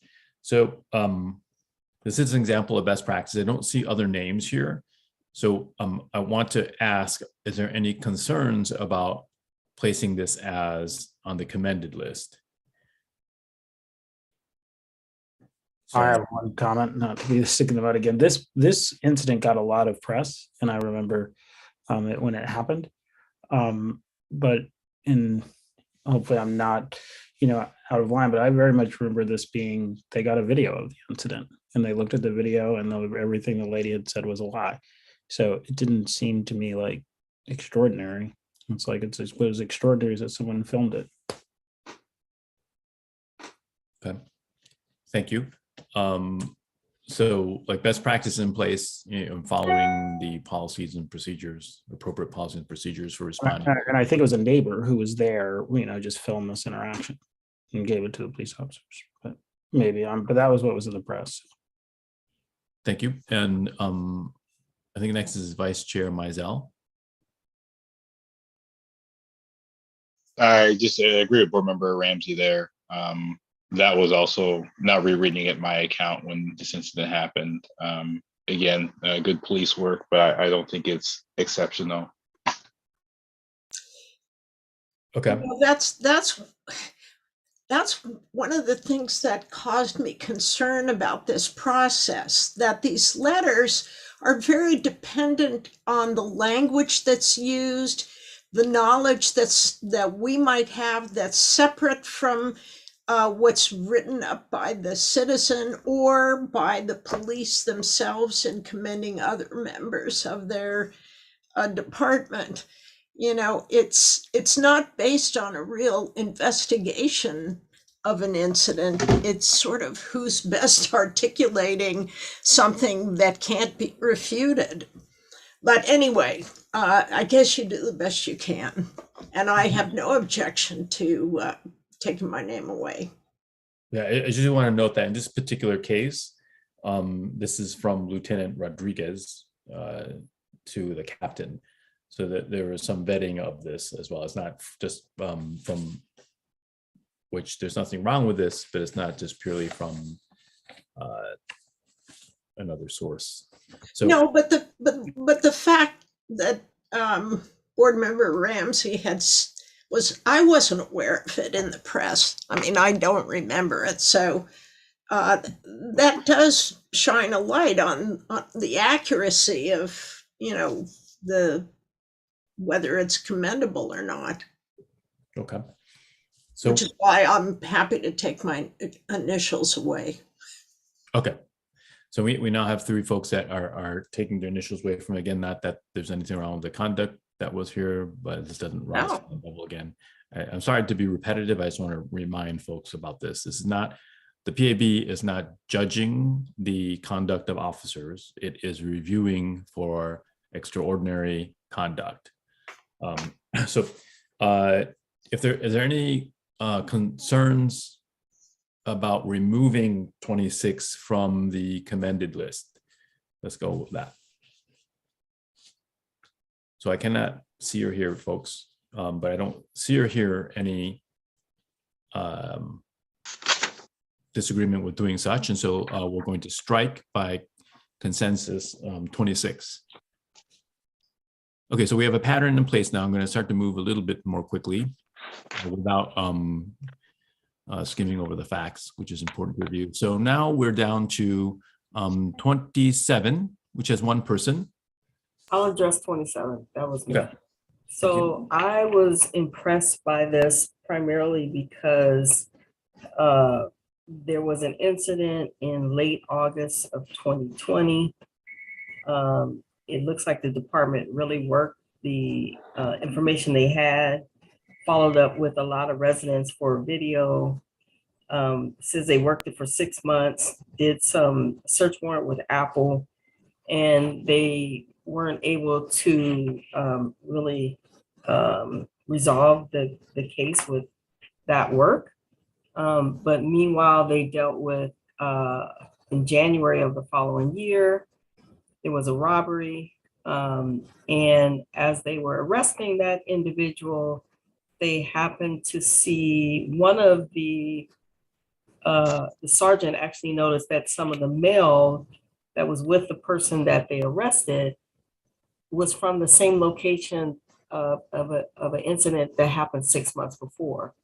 So he was able to tie that robbery with the incident from 6 months before just by noticing that mail. And from that, they took that and went and tracked down the car that was used in, there was a stolen car. It was at the auction yard. They went to that car, found the victim from 6 months prior, found her earbuds, and were able to take the earbuds and tie the DNA to the person that did the robbery. So I thought it was pretty impressive that they worked the case for 6 months, really had no leads, and just by an officer being aware and remembering that incident, able to tie it to a totally separate incident that really was a different incident, because the first incident was a sex crime. The second incident that this person was involved in was a robbery. So it wasn't even like it was the same type of incident. But I just thought it was impressive that they were able to tie all this together. So that's why I recommend it for a commendation. Thank you. Can I add my name to this? Yeah. I'll add my name. I had read this, but I hadn't read it as much detail as I should have. So I'll add my name to Board Member Owens. Thanks. We now have 2. Are there other commentary about this particular incident? Well, I'll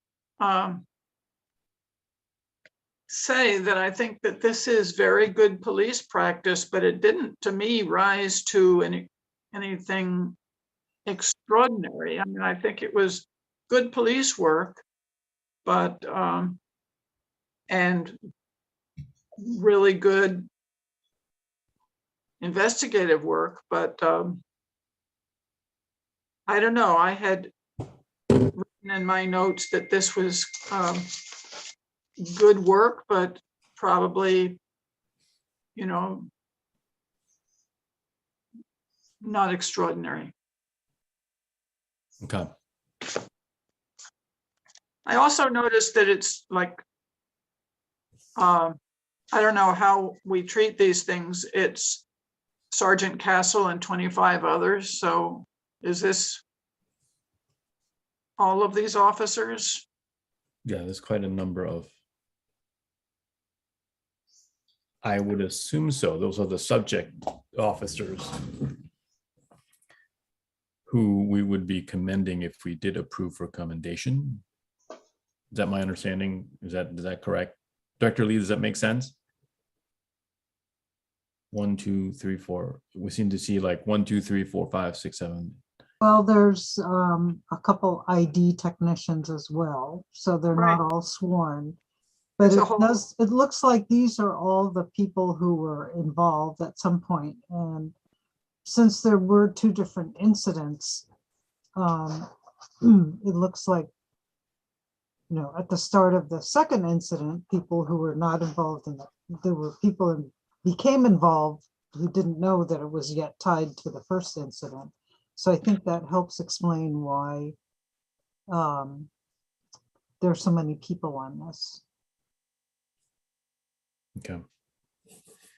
So it's an example of like great police work using forensic evidence forensic digital evidence, as well as, was there reference to DNA evidence here? Yeah. It's geofencing, Google Timeline, all that type of digital forensic work. So it is an example of like very impressive, efficient practices. It's stemming from September 27th with the incident of what sounds like it was both a physical and possibly, I don't see it from here, but a sexual assault, which is, of course, is an important issue. And there's someone who was involved in burglaries from there on March 22nd. There was some resolution with the stolen Apple device and the victim's DNA found on the earbud. So if I'm reading this right, that's from,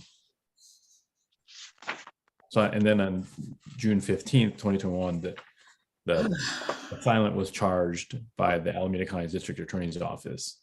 So that's I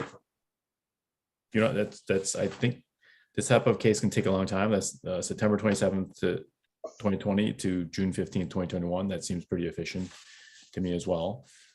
So again, there's like a best practice and efficiency aspect to this.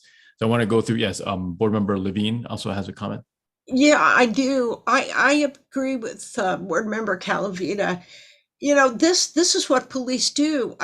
It's not uncommon, actually, that there is knowledge within the department and sharing. That's police practice, and I've certainly had connections to these kind of cases, and I don't consider it unusual. The fact that so many officers were involved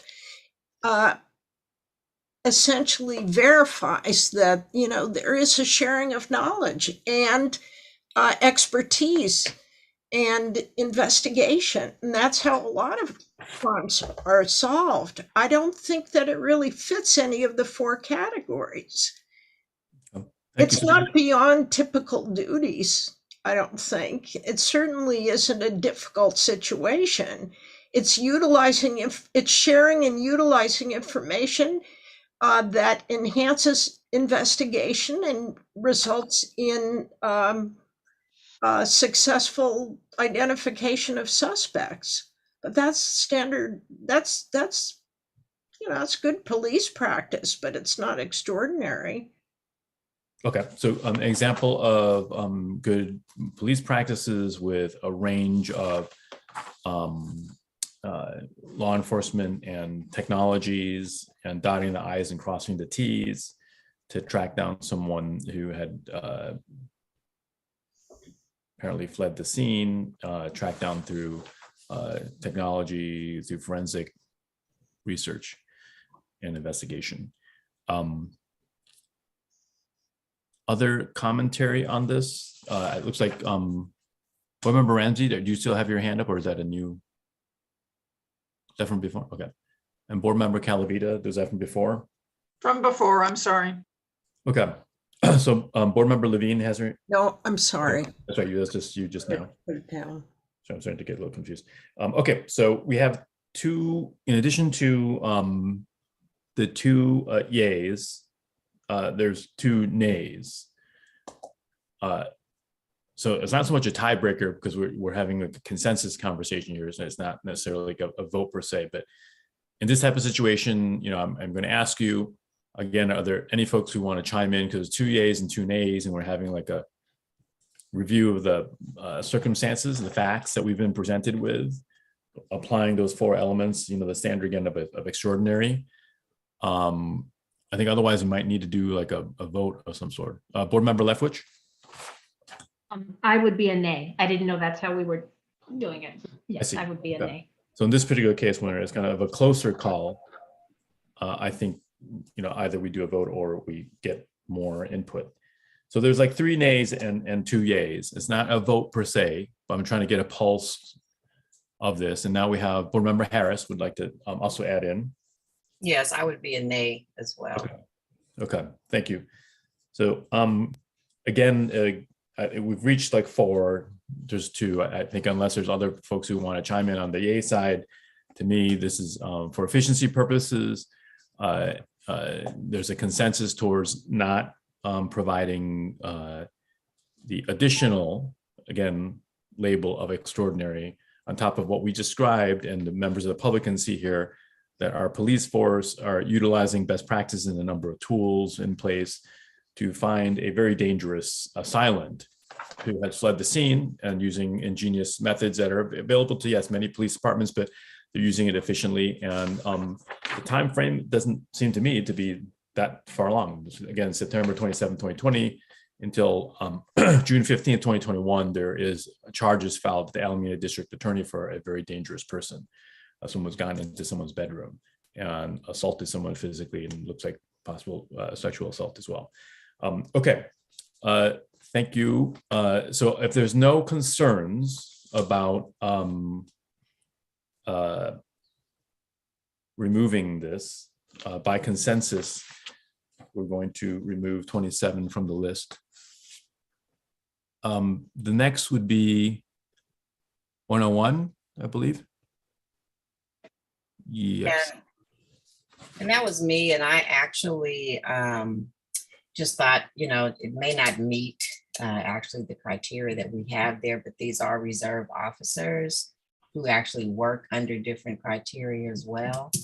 But I just thought it was commendable that they have been serving and volunteering their time for the department for such a long period. So that's the reason that I stuck it on there.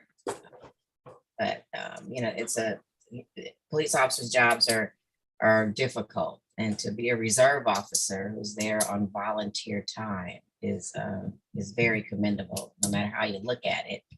And additionally, like I said, the tenure of these reserves is commendable. So that was my reason for placing it on the list.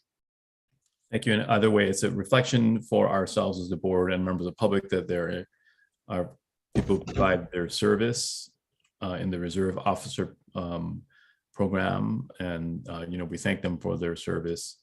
There are 60 reserve officers, it states here, in the early days. So are there additional comments? The board member Owens has her hand raised. Chair, I'd like to recommend that we add this to the discussion that we're going to have when we talk about officers that we've seen called out multiple times in some of these letters.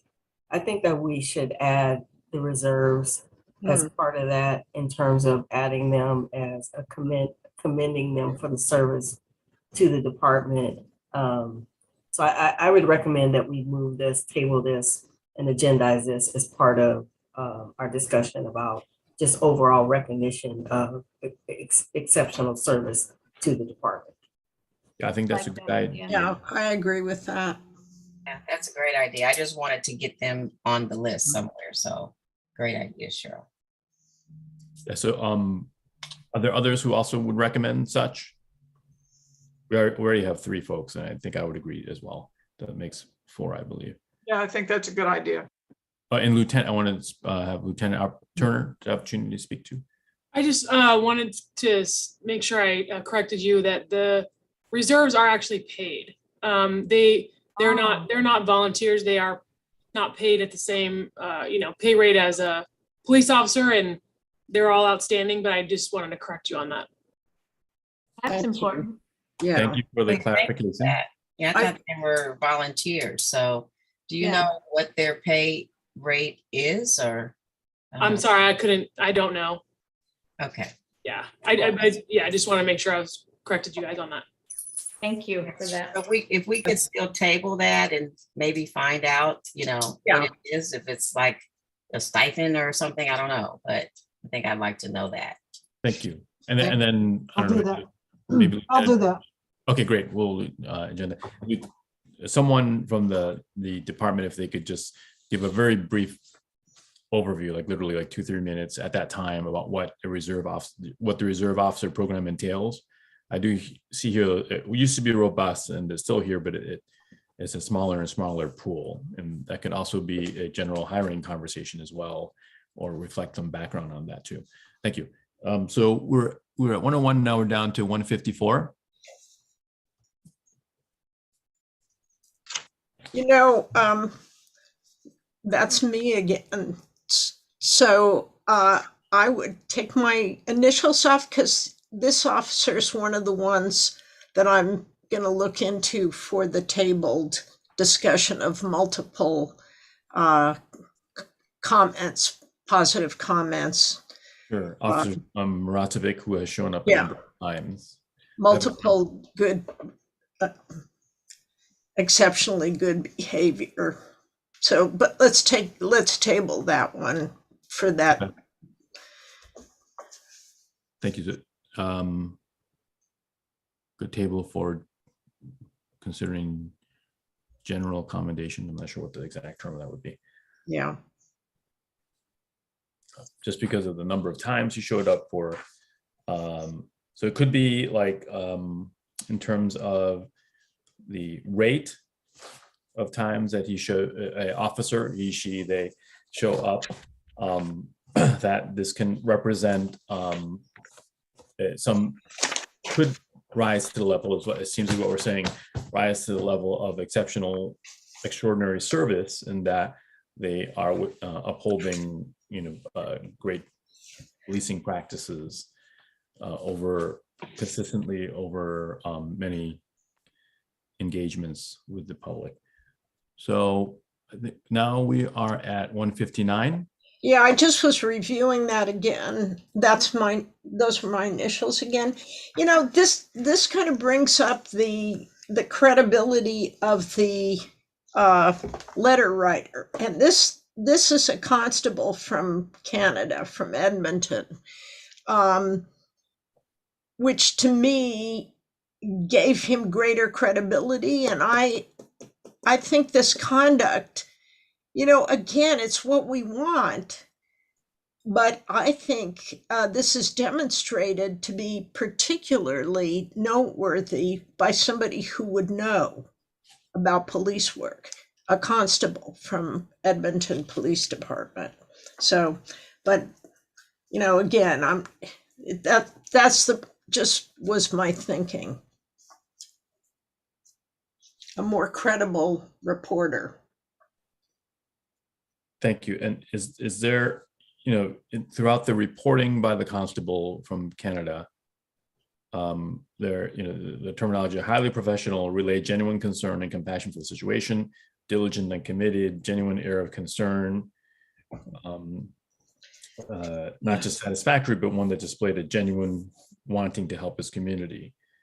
Want to raise that with the board members as kind of a review of the factors that we're describing.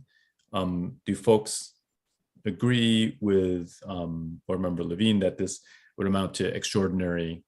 I'm not saying one way or the other.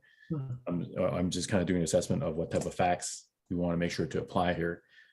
There's very specific adjectives being used here. So highly professional, relayed genuine concern and compassion for the situation, diligent and committed, genuine air of concern and compassion, not just satisfactory, but one that displayed a genuine wanting to help his community. So some of the language here seems to suggest that the constable from Edmonton feels that this was above and beyond, by using the term, not just satisfactory, but genuine.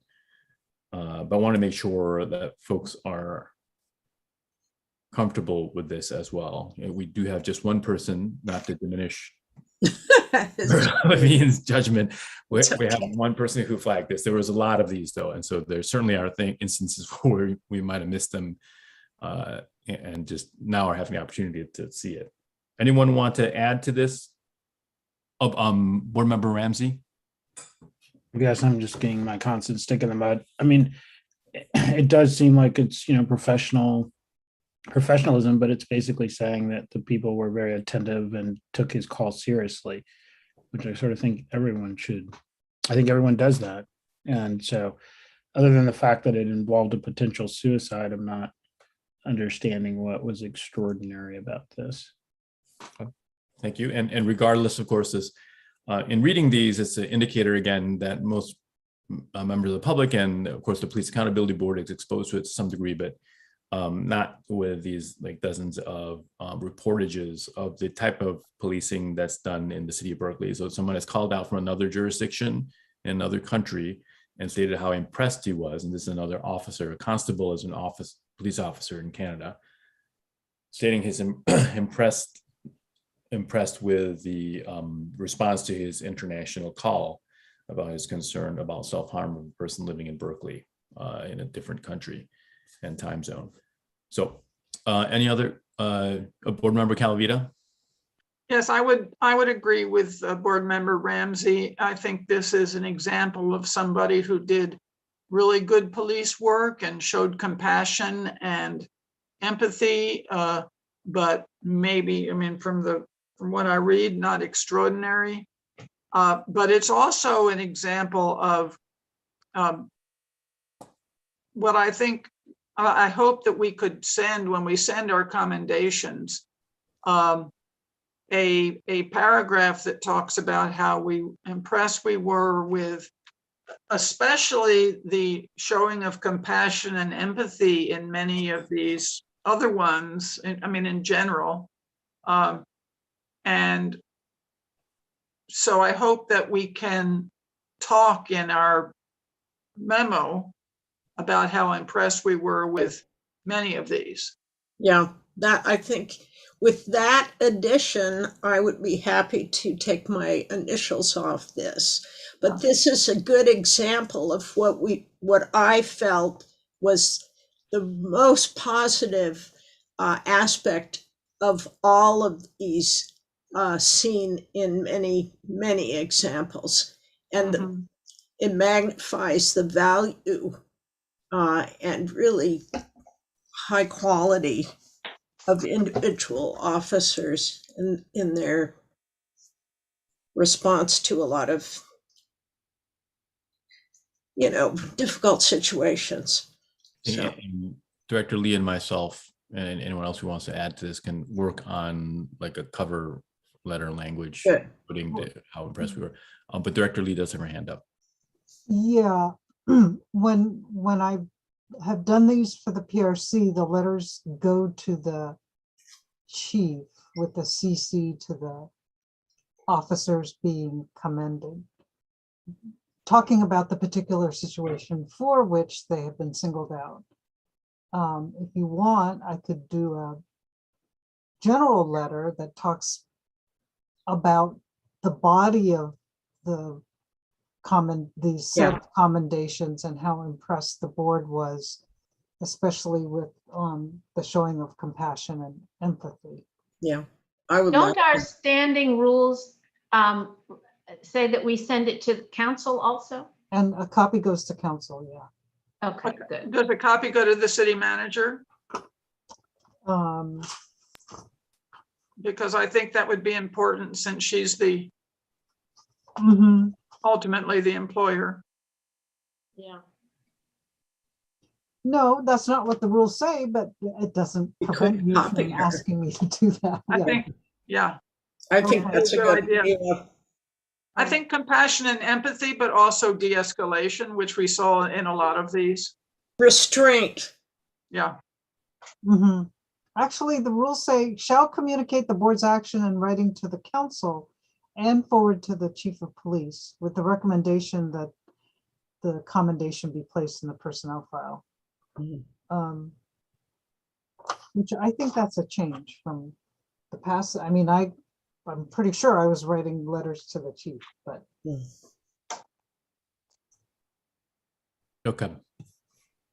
Thank you. And Director Lee, I can work on that with you. Yeah, or maybe we can come back with a draft that because we're going to consider commendations again. Okay, that's a good idea. Come back with a draft that everyone can make sure they feel that the appropriate level of enthusiasm for the efforts and the work of the police department are reflected as reflected in these many letters. Okay, so I'm on 159, just make sure I don't lose my train of thought here. So, it's a highly lauded conduct from someone calling in internationally. And it's remarked upon in the context of high responsiveness and professionalism and diligence. And that's something we've come to appreciate about the police department's responses. And while very impressive, we're trying to reserve for special notice the accommodation. So unless others have a concern or disagreement, let's remove this. Is there a concern or comment about removing this from the special accommodation list? I'm not. Does Board Member Ramsey has his hand up? That from before? He left. Oh. Okay. There he is. Oh, there he is. Okay. And okay, great. So I don't see any hands up. Yep. Thank you, Board Member Ramsey. I don't see any hands up or I'm not seeing or hearing any other concerns about removing this from the accommodation list. And so it shall be done by consensus as described before. In terms of consensus. So are we done with the list? Seems like it. Chair, I think at least one board member had said that she had additionals to consider, but given the time and given that we're going to come back to talk about commendations, okay, given the time and what we still have to do. Yeah. This meeting. How about, because it is, I agree directly, because it is 9:30. If we're coming back to consider like special accommodations, kind of like a lifetime achievement award, I guess, type of thing. If you could send in any other additional ones that after having experienced, particularly for the new board members who weren't on the PRC and haven't gone through this process, after you've gone through this process, and be mindful of the 4 ABCD contexts on the sheet that Director Lee listed for us. Okay, so thank you. That's old business. 10 is new business. A is review and respond to make recommendations on the following items related to impact statements, use policies, an annual use report prepared under the Police Equipment and Community Safety Ordinance and AB 481. We have a report submitted by interim police chief to City Council on May 10th. Board member Mizell's April 29th, 2022 notice of violations. The 2021 annual equipment use report, policy 709 military equipment, and Captain Roleri's May 4th, 2022 memo in response to the April 6th PAB memo. So this is slotted for 1 hour, and I'm going to be kind of checking on the folks' time. How about we start and then see where we're at time-wise? It's already 9:30. Whenever we do accommodations, it tends to run pretty long. So we'll have to consider our time at that moment. And right now we have Vice Chair Mizell has his hand up. Yes, Leftwich. No, I appreciate it, Chair. I was just gonna say, Director Lee, maybe you want to introduce this more completely than I can. I don't know if I could be more complete, but I'm happy to give it a go, and please chime in. So there's this is obviously a lot to go through. So we've got the equipment impact statements and the use policies, which we've seen before. We now have a response. Then there's the annual use report, which we haven't seen before, as well as the military use policy, and that's policy 709. There are, as was mentioned earlier, the council last night referred this to did not take action and instead referred it to you, the city attorney, and the city manager, and to bring it back June 14th. I think that the way, and there are a lot of questions about process and timing, and I'm hoping that and I will talk to the city attorney about where they are in terms of their analysis. I know they've already begun some of their work, but I haven't talked to them since last week. So there are a lot of outstanding questions about the timing. But regardless of that, regardless of what was supposed to be done when and going forward, I think it's important that you continue to work on the substance while I work on getting questions answered about the process and the timing. I'm pretty sure that you will be able to consider these also at your next meeting and be in time to submit your recommendation for the June 14th meeting as an item that's been carried over, as opposed to an item that, you know, when you start from scratch, when somebody is first submitting an item, that it's 33 days in advance, and we're almost there already for June 14th. So that is the way I suggest proceeding. And if Board Member Vice Chair Mizell has anything to add. Yes. No, thank you, Director Lee, for that overview. And I do agree. I am, however, aware of the time already. And while I have joked in the past about having 5-hour meetings till 1 a.m., I do know my colleagues probably want to sleep, understandably. But I would just add briefly here, you know, my notice of violations. First, please excuse the obvious grammatical mistakes and the missing words. I wrote that very quickly in the middle of the night. But that really was in response to the item being submitted to City Council, the reports, the impact statements, and the policies.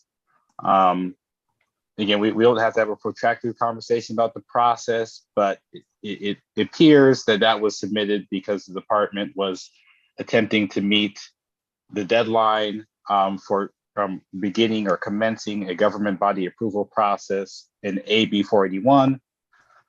In my violation notice, I mentioned that same state law also clearly states that municipalities can have additional requirements beyond what is stated in that law. And I would argue, but we'll have to hear from the city attorney, that commencing that process begins with us in this city, as our ordinance clearly states, and that going to council was the incorrect step. Obviously, that will have to be sorted out by the city attorney, but it's pertinent to this conversation because right now, if the city attorney and the city manager determines there was a violation based on my notice, there has to be a remedy that is public and clear. And we're still waiting on that. I don't know what that could look like, but I would hope that it is clearly giving us more time in this process. But as Director Lee said, we should probably focus on the substance, though. I would be curious to hear from board members and their thoughts on starting now or putting it to our next meeting in terms of diving into the substance. As I mean, we could start, but quite frankly, it could be a lengthy process. So that's all I have to say right now.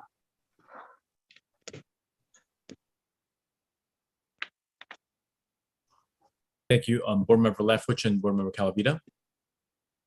Well, this topic is so dense and complicated. I'm just wondering if it makes sense to create an ad hoc committee to dive into this and then make recommendations to the board. At a minimum, I agree that we should not tackle this tonight. So I would postpone it, but my own preference would be to form an ad hoc committee, you know, folks who can really do a deep dive. Thank you for that recommendation.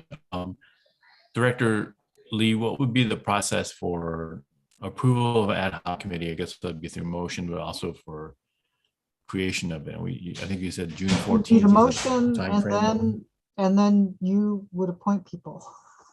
I assume you're not going to postpone the appointment to the next meeting, so you'd want to do it right away. Okay. So that would be the process. Board Member Calavita has her hand raised. Yeah, Board Member Calavita. Yeah, I just want to get straight on exactly what it is that is expected of us for the June 14th meeting. You know, we have already done our report on the impact statement. We haven't seen the use report before, but that seems a little bit more straightforward, unless I'm wrong. It looks to me like of these things listed here on the agenda, it's the military equipment policy 709, which we have not reviewed. I mean, I think that Captain Roleri's memo to us needs a response, but I would like to just talk about what it is that has been referred to us for the 14th. Is it the policy 709 or is it the impact statement again? It's the whole thing. That's the way I understand it. It's the whole thing, but we already did the impact report. Well, we haven't, I don't think, and certainly I know Vice Chair Mizell thinks that we haven't approved them, and that's what the ordinance asked the board to do.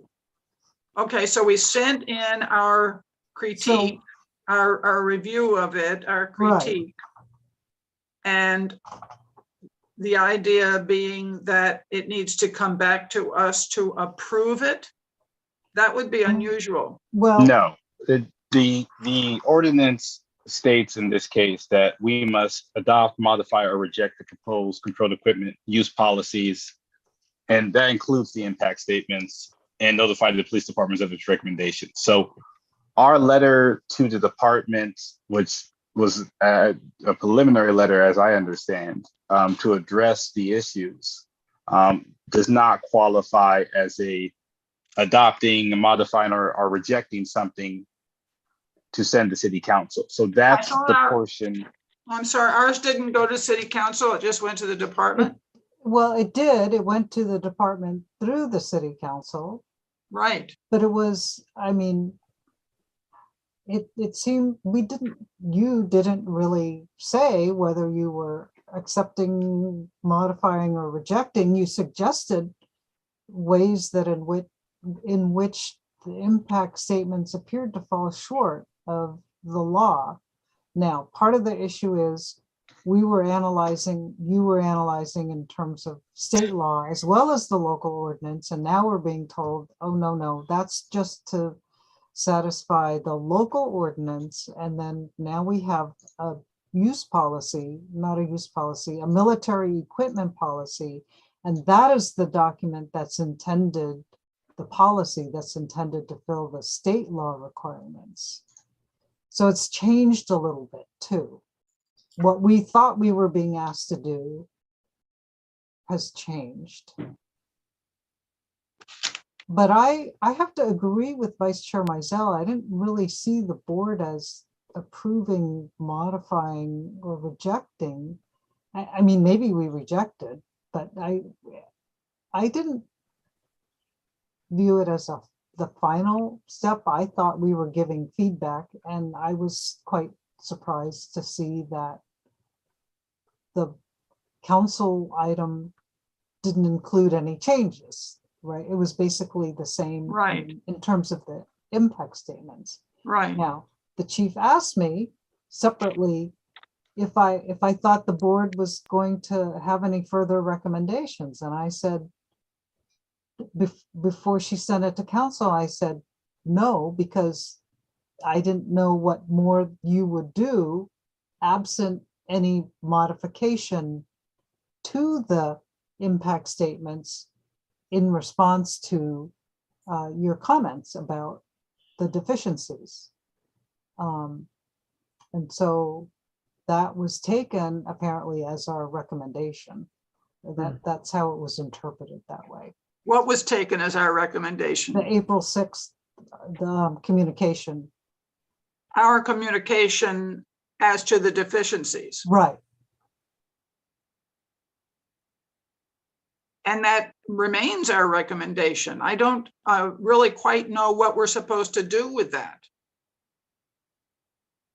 Well, if I could offer Burma Calavita, this is part of the reason I'm hoping we can have Captain Roleri here at our next meeting to have this discussion. As you know, he was the person who was on the subcommittee when the policy was developed. But the letter we wrote, and it's my opinion, but I think it is very, very clear by the minutes and what we discussed at that meeting, was simply a letter to the department to address some of the issues that we saw initially, and then to give us something that we could then apply the greater criteria of the city's ordinance on.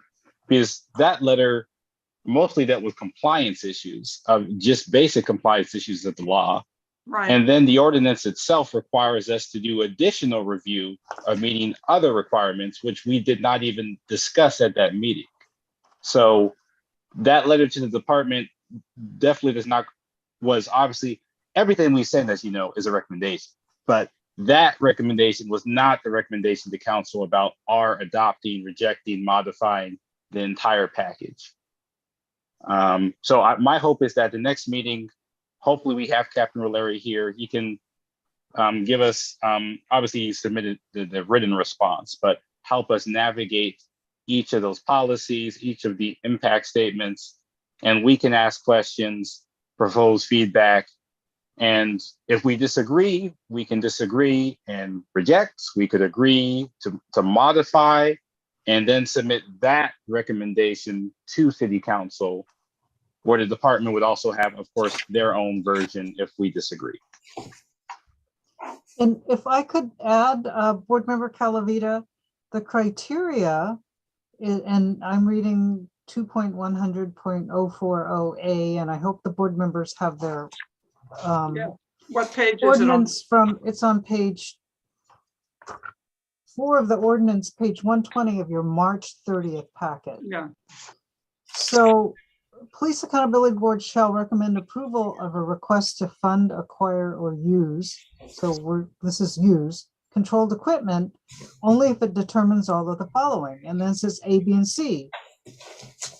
You have to determine if it's needed and there's no practically available alternative equipment, that the use policy will safeguard the public's welfare, rights, and liberties, and that the equipment will not be used based on race, national origin, religion, etc. So there was none of that discussion at your last meeting. Can you give that page number again? Meetings ago. It's the March 30th packet, and it's page 120. And it would be page 4 of the ordinance, and it's section C. But it seems to me that it seems to me that that is primarily oriented towards acquiring new equipment. I know it says or use, but if this means to use equipment that was already acquired in the past, then this body would have to redo every year what it already did. Because the equipment is, I always took this to mean when acquiring new equipment, because this has been done in the past for the, I don't think there's any new equipment in this. Not, if I could add, not through this process, board member. You're right, we have reviewed some of that in the past, but we've never done it through this process, which is what is now mandated.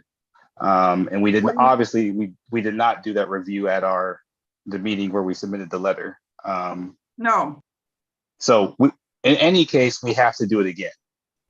And we did not do it. We did not consider any of those criteria at the last meeting. If you look at G, so the heading is on the bottom of 121, but the rest of the text is on top of 122. So G is review process for previously acquired equipment, and that's what we're doing. Police department has a year to submit controlled equipment use policies and impact statements for approval if the department wishes to continue the use. So, and then before that, this isn't really written in a very logical way, but before that is Police Accountability Board approval, review of prior recommendations. I'm sorry, before E, Police Accountability Board review required before City Council consideration of approval. So that's where we recommend that the City Council adopt, modify, or reject. And it's part of, the way I read it is, it's part of this review process for the previously acquired equipment. We don't do this every year. It's just that this is the first year and the only time that you need to do this for the existing equipment. Then the existing equipment is subject to an annual report. Then anytime that the department decides to acquire or purchase, then it goes through this process. Mhm.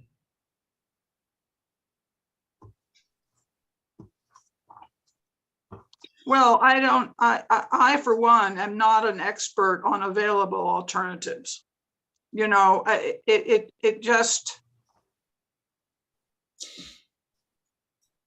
And it's, if I could just add for this is precisely why we need Captain Roleri, someone in the department who has the expertise on these topics.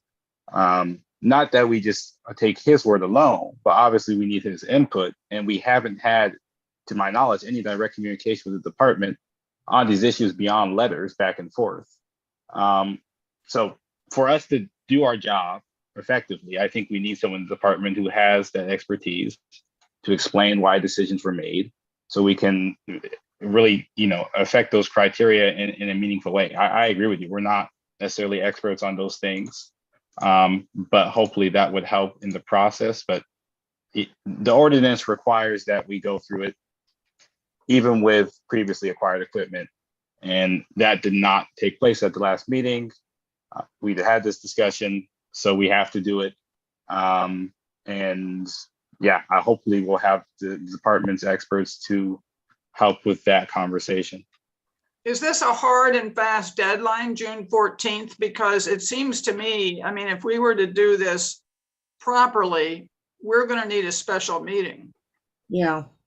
Maybe. I think June 14th is somewhat firm because the original date that was suggested at last night's council meeting was June 28th. And then somebody said, one of the council members said, isn't that when we're deciding on the budget? So that is the meeting at which the council makes their final budget approval. And so then the mayor, or I think it was the mayor, said, okay, then let's make the date June 14th. And there is some language about within 4 meetings, I think. So that would, June 28th would be the 4th meeting after the May 10th meeting. Is Mr. Lindsay Poland still an attendee? I wonder if he might. He is still here. Do you want to ask to suspend the rules to allow him to speak? I think we should. I would too. Okay. Suspend, yeah, let's request that directly if that's possible. Do we need to go through any process? Just, you could do it by consensus, see if there's any objection. Are there any objections to suspending the rules to permit a member of the public, Mr. Lindsay Poland. Lindsay Poland to speak? I don't see or hear any. So can we elevate him to a panelist? And then also before that, Mr. Lindsay Poland, Board Member Owens has her hand raised.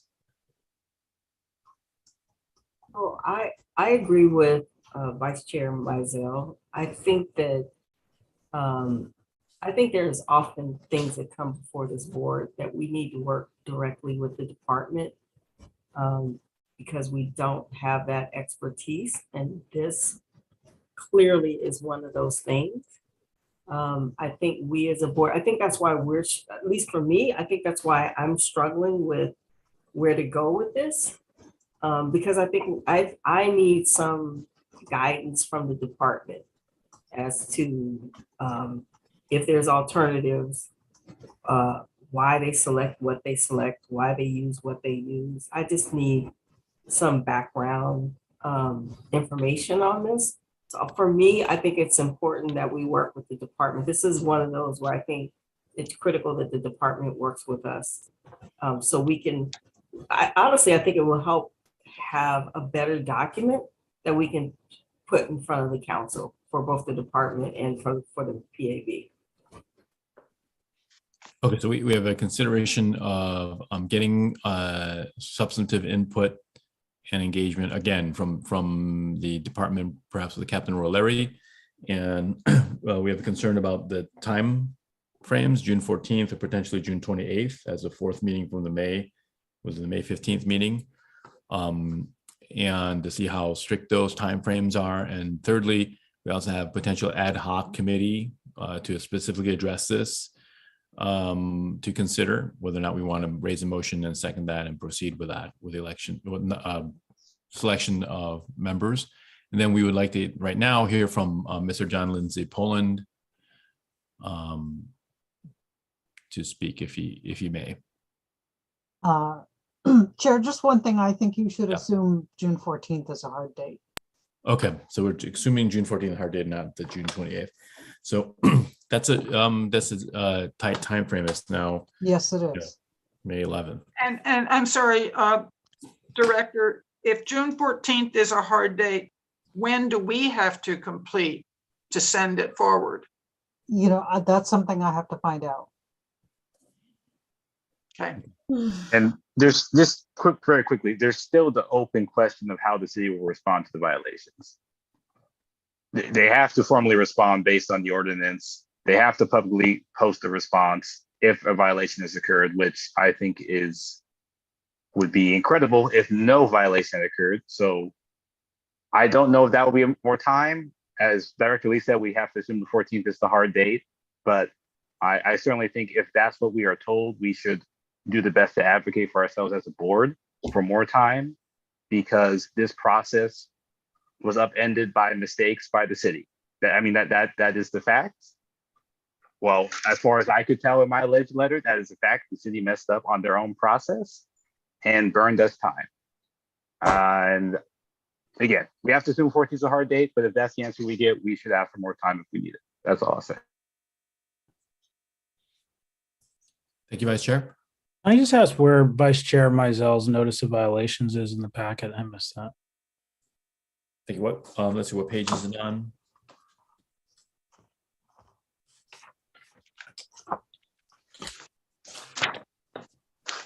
Let's see.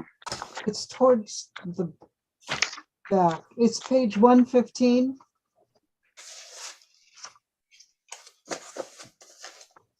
Is that of the March 30th or this packet? Today. No, today. Yeah, nice packet. 115 of 124, so it's, and this is the second set of sorry, it's, I can't even talk. So there's a first set of page numbering for everything before the police equipment. It's almost at the end of the, like 90%. Yeah, it's the end of the lower right corner. Yeah, and the pages are at the top center at that point. They shift up to the top center in bold. Well, no, the page. No, you're looking at the bottom right. Right. Bottom right, page 115. You're looking at the top, at the council item, those numbers, and then I just took off from there. So, I see. So the 83. first part of the packet goes to page 82, and then the pages start over again because I didn't want to repaginate the council item. It's at the very end of the packet. I have it. It's page 197 of the 206 page PDF, if anyone is. Oh, okay. Yeah. You didn't ask me that question. Could we hear from Mr. Lindsay Poland? Yeah, Mr. Lindsay, would you like to speak, please? Sure. I'm not sure what would be most useful to you. I'm not sure, Commissioner Calavita, if you have a specific question. I mean, I could say, consistent with what Vice Chair Mizell said, if the city finds that there's been a violation, then the clock doesn't necessarily start at May 10th. In which case, the fourth regular meeting after May 10th is June 28th. And so if the city finds a violation, I would imagine that you do have more time. But in terms of other issues before you on this, I'm not sure if there's something that you wanted me to address. Well, I'd like to hear about the examples that you gave from other departments that are noteworthy for us to consider. Okay. So they are on several issues. So one of those is, of course, related to chemical agents and impact projectiles, which your letter to the department of April 6th, I think it was, did address that. That AB 48, which is now enshrined in Penal Code 13652, has a number of procedural constraints on the use of chemical agents and kinetic impact projectiles that are spelled out in that legislation, and are not reflected either in the submission for the local ordinance, nor in the submission for the military equipment policy, nor are they reflected in the department's policy manual. So it's a matter of updating, right? So both the submission for the Berkeley ordinance, as well as the military equipment submission for AB 41, could refer to an updated policy manual that addresses the state requirements on the use of chemical agents and kinetic impact projectiles, but it doesn't. So that's something that can be addressed. And as I noted, there are other departments, and I noted the Davis one, that really spell it out. I think it's very helpful to spell it out. So that's one. Another is related to the use of armored vehicles. And Oakland went through an extensive process. A lot of that was in response to a court order after an armored vehicle was used in the killing of Joshua Pollock. But that process led to a consultation with the department, with community members, and with the police commission in Oakland. It was run by the police commission to come up with a policy for the use of armored vehicles that's quite extensive. And I really recommend it. I mean, we as community members, we didn't get everything we wanted. I'm sure the department didn't get everything they wanted. But it looks at what are inappropriate uses per se of that type of equipment. Then it looks at what are considerations that should be taken into account in the use of that equipment. It has some things about reporting, and it has some things about, okay, when equipment is used on the fly, right? There's an emergency, the department is called, there's an immediate response. That's one thing.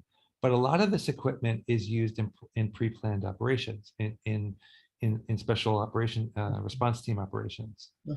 And in those cases, the department has the opportunity to say, okay, are we going to serve this warrant when the person is sleeping in the middle of the night or not?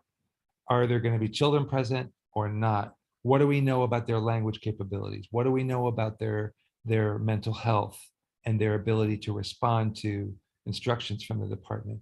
How might they, there's many different things that have to be taken into account.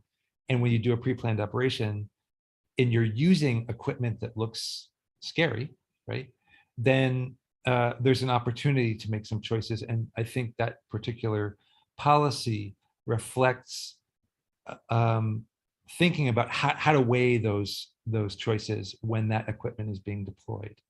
So in that respect, I think it's an important use policy. The patrol rifle policy could be similar. So that's, for example, you probably don't want to deploy patrol rifles for public relations purposes, that kind of thing. You could take the armored vehicle policy from Oakland and say, okay, how might this look for patrol rifles in Berkeley? And how can we adapt this for that type of deployment? And then finally, there's the question of mutual aid. When an outside law enforcement agency comes into Berkeley, and different law enforcement agencies, because AB 40, so the Berkeley ordinance basically punted on that issue, did not say one way or another how to address the use of military equipment by outside agencies that come into Berkeley. There's a lot of precedent, but AB 41 did not punt and says, before an outside agency deploys military equipment in a jurisdiction, there has to be a policy for that equipment. So for example, if the Alameda County Sheriff's Office is deployed into Berkeley, is invited in on a SWAT operation, or there's a crowd control thing, or even if there's some cooperation on an eviction, because the sheriff is responsible for evictions, then whose policy applies? And if you want Berkeley's policies to prevail, then that can be stated. And there's a number of departments around the state that have basically said that. We want our own policies for military equipment to be applied for outside agencies that come in and may have military equipment that they are going to bring in during a deployment into our jurisdiction. And so that's the other example that I gave. And that can be very simple, like a number of departments said, it's very it's very straightforward, or it can be a little bit more elaborated. And, as some of these departments like Long Beach and San Diego have kind of given a little bit more explanation. So I don't know if that's sort of what you were looking for, Commissioner, Board Member Levine. Well, I mean, I think it's complex, as you said in your comment at the beginning.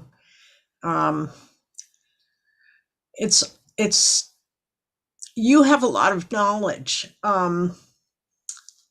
that I think is very useful for us.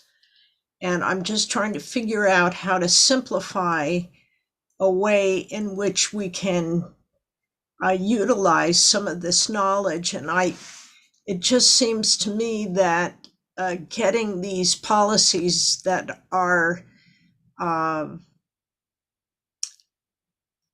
good, useful, helpful in writing would help the discussion. So I don't know if you have links in some written material you could share with us. I don't know if we're going to have an ad hoc committee that you could participate in, but I'm frankly overwhelmed with a lack of knowledge on my own part about some of this equipment. But I think it's, and also that's all I'll say now. Thank you. Could we? With regard to links, I think that Kathy sent around an email from Mr. Lindsay Poland that includes links to these other policies from other places. But yes. I do think that, I mean, it's late, and I think that we need to form a subcommittee. Mm-hmm. Yeah, I'm thinking that we may need an ad hoc committee and try to figure out if there's a way to invite Mr. Lindsay Poland to participate, given his subject matter expertise in this area. And also perhaps at the next meeting to have engagement with Captain Royal Larry, but either in the general meeting, but certainly in the ad hoc as well. So just looking at the time, it's 10:08. We've been at this for 3 hours. We want to make sure people don't get to start to fade. The witching hour is coming. Vice Chair Mizell has his hand raised, and then I want to go back to Director Lee to ensure that we go through the proper process for considering an ad hoc committee, recognizing the timeframe of June 14th to go to City Council, which means we'd have to come back to the board before that. Vice Chair Mizell? Yes. I don't know, Chair. I'm trying to think of what to say that would be helpful here. As Director Lee mentioned, my sincere hope is that we will have an answer from the city attorney and the city manager as to what response they plan to take by our next meeting. I am not at all opposed to the subcommittee. In fact, I think that could be the way to go. I am concerned, obviously, about the timeline. If a remedy that appropriately gives us time does not materialize, assuming the city quite frankly wants to act in what I would say is good faith, we could set up the subcommittee, it's going to take at least a couple weeks to a month, just based on timing, schedules. If we wanted Captain Roleri there, there's no way to magically make it all happen. Give us the time to do it at the subcommittee level. Come back here with clear guidelines for the board. So I know it's only become more complex. It was complex for me when it started, but I was on the subcommittee a year ago, and it's only become more complex with the state law and now the city violation, and it's very complex. So board members do not think at all you're lost, because the only reason I'm not lost is that I've tried to look at every last thing and I'm still not 100% certain. So subcommittee is a logical option. I think we could do that tonight. That's fine. But I think if we do that, we have to at least at another meeting, or it might be substantially related enough to this item, just write a letter to the city, just asking, at least, well, we could wait to our next meeting, I should say. But if we don't have a response, we definitely have to write a letter at that meeting, asking what, if any, remedy they're going to take, asking that the remedy should probably be more time past June 14th, because again, as the director said, if we're following the city council's timelines on that, we're basically toast after this meeting.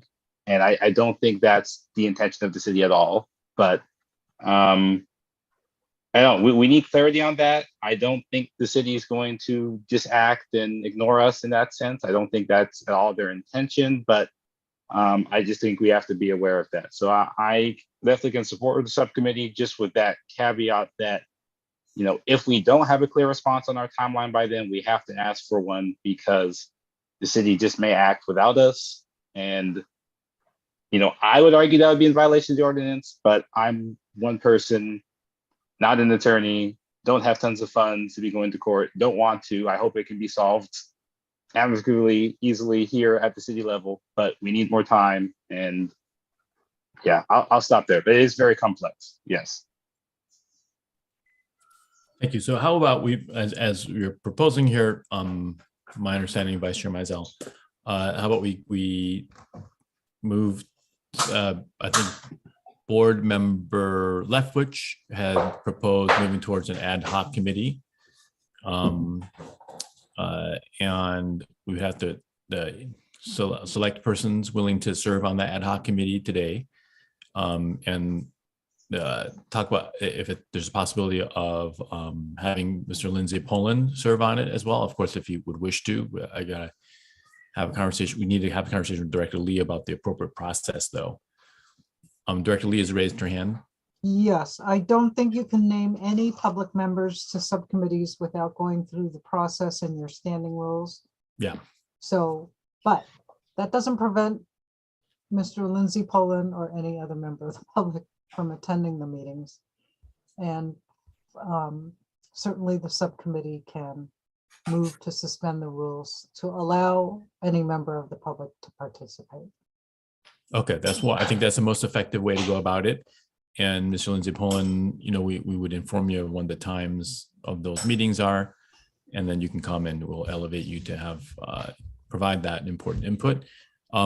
Does that sound like a constructive way, everybody? Because there is I'm hearing a degree of concern about lack of knowledge about these important issues. So, Board Member Leftwich, would you like to proceed with the motion again? Please restate it. Sure. I move that we form a subcommittee to analyze and make recommendations regarding the issues raised in item 10A of our agenda. Thank you. And who would like to second that? Second, Is that Board Member Levine? Calavita. I'm sorry, Calavita. Okay. Board Member Calavita seconded. Are there any objections? Could I just ask Board Member Leftwich to, rather than say raise from item 10A, raise from the controlled equipment report or whatever, something that actually refers to the substance rather than. Yeah, there was just so many I different, know. so many different topics. That's Let me why I try and wrote help it you. Let's see. That way. You could just read 10A, just the language of A. Okay. So the focus of this subcommittee would to review and respond or make recommendations. This says on the following items related to impact statements, use policies, an annual use report prepared under the Police Equipment and Community Safety Ordinance and AB 481. Okay, that's fine. Great, that's a lot of specificity. Now we're going to go through the selection. I'm sorry, is there any objections? No, but I think you should mention policy 709, military equipment. Yeah, number 4, item 4 is policy 709. There's also Well, that's a requirement of AB 481. So I think it's covered. I think it's covered. It's covered. Yeah. okay, so number 441. And we also have Captain Roy Larry's May 4th, 2022 memo in response to the April 6th PAB memo, which we want to reflect upon as well. As inclusive. Everything obviously under 1 through 5 under A is intended to be It's included. all, yeah, everything 1 through 5 is all part of 10A. So. Okay. So that's on the record, if in case anyone has a question about that. I don't think they would, but is there any objections to the motion? It's been seconded. So I'm not seeing or hearing any. So an ad hoc committee to address the subject matter of 10A has been approved. And now we want to do a selection of the committee members. Do we have the volunteers so far for the committee members?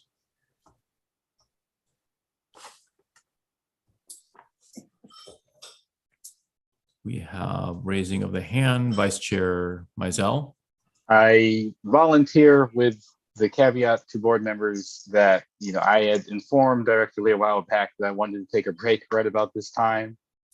I am graduating in 5 days, but this is a very important issue to me. So I will stick on as long as I can and hopefully it gets worked out. But I'm just saying, if I submit my letter to take a break for a while, do not be surprised. I'll just say that for the record. Thank you and congratulations on your impending graduation. Much appreciate your service while you're attending school. Other members who would like to raise their hand and volunteer?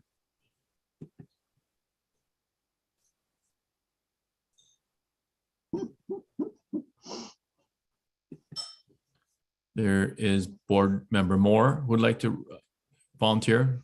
Thank you, Board Member Moore. Much appreciated. Okay, so that's 2 so far. We need some more. I think it's an important topic where it's a short amount of time. It's not an open-ended like regulations committee. You're not going to be there for dozens of hours. This is open. This is June 14th. You're going to learn a lot from it. You're going to be working with subject matter experts in the community too, who have been coming to these meetings since the PRC times, providing a lot of feedback. If you want to understand this, this is a space to learn more about the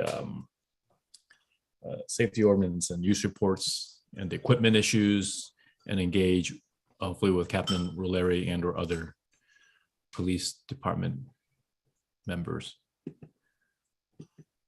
So we have 2 so far. I think we need, Director Lee, I think we need at least another one.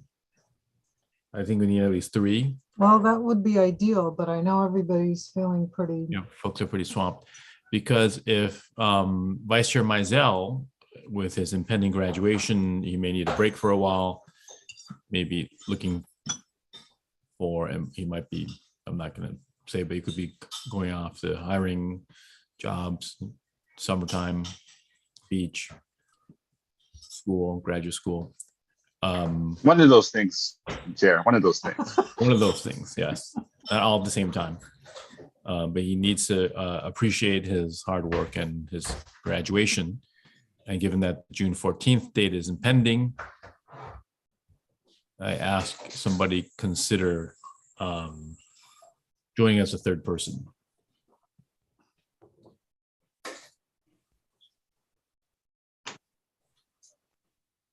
Well, we might just have to carry on with 2. Of course, I'll be staffing and active.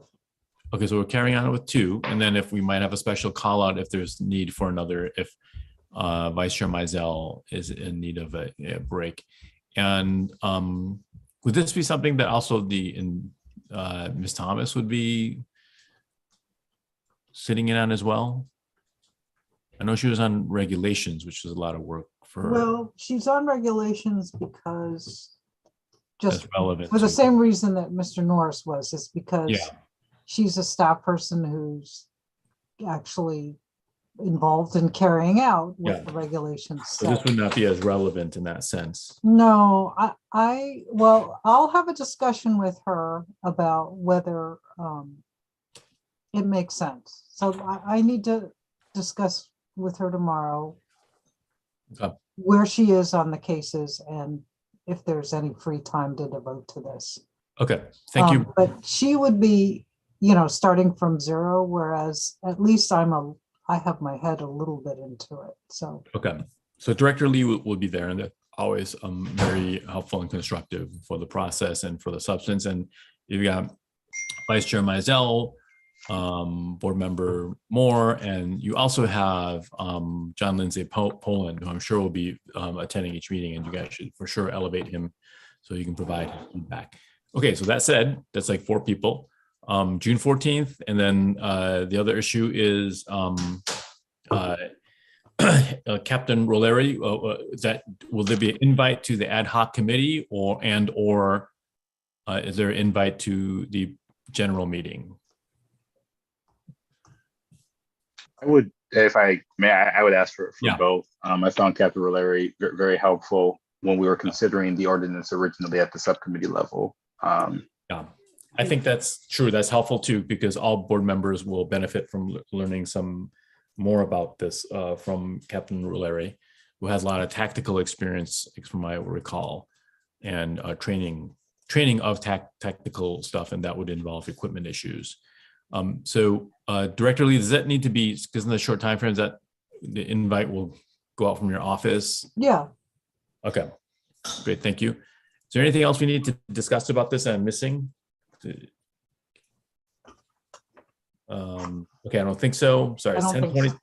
Yeah, we're 10:22. We got to move on here. 10B, consider forming outreach subcommittee. Board Member Calavita, you want to address this quickly, or do you want to push this to next time? Let's push it. It's too late. Okay, pushing it to next time. 10B, is that okay? Director Lee? It's the board member's item, and if she wants to. Yes, postpone it- I would like to postpone.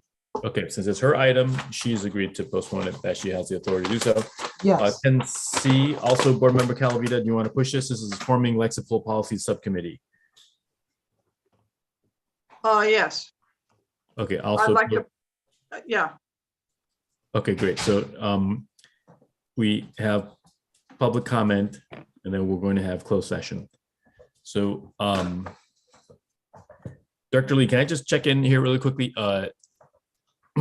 That's slated, the closed session is slated for 20 more minutes. I want to check with everybody. It's now 10:23. Would this be something we want to push, or do we want to do it now?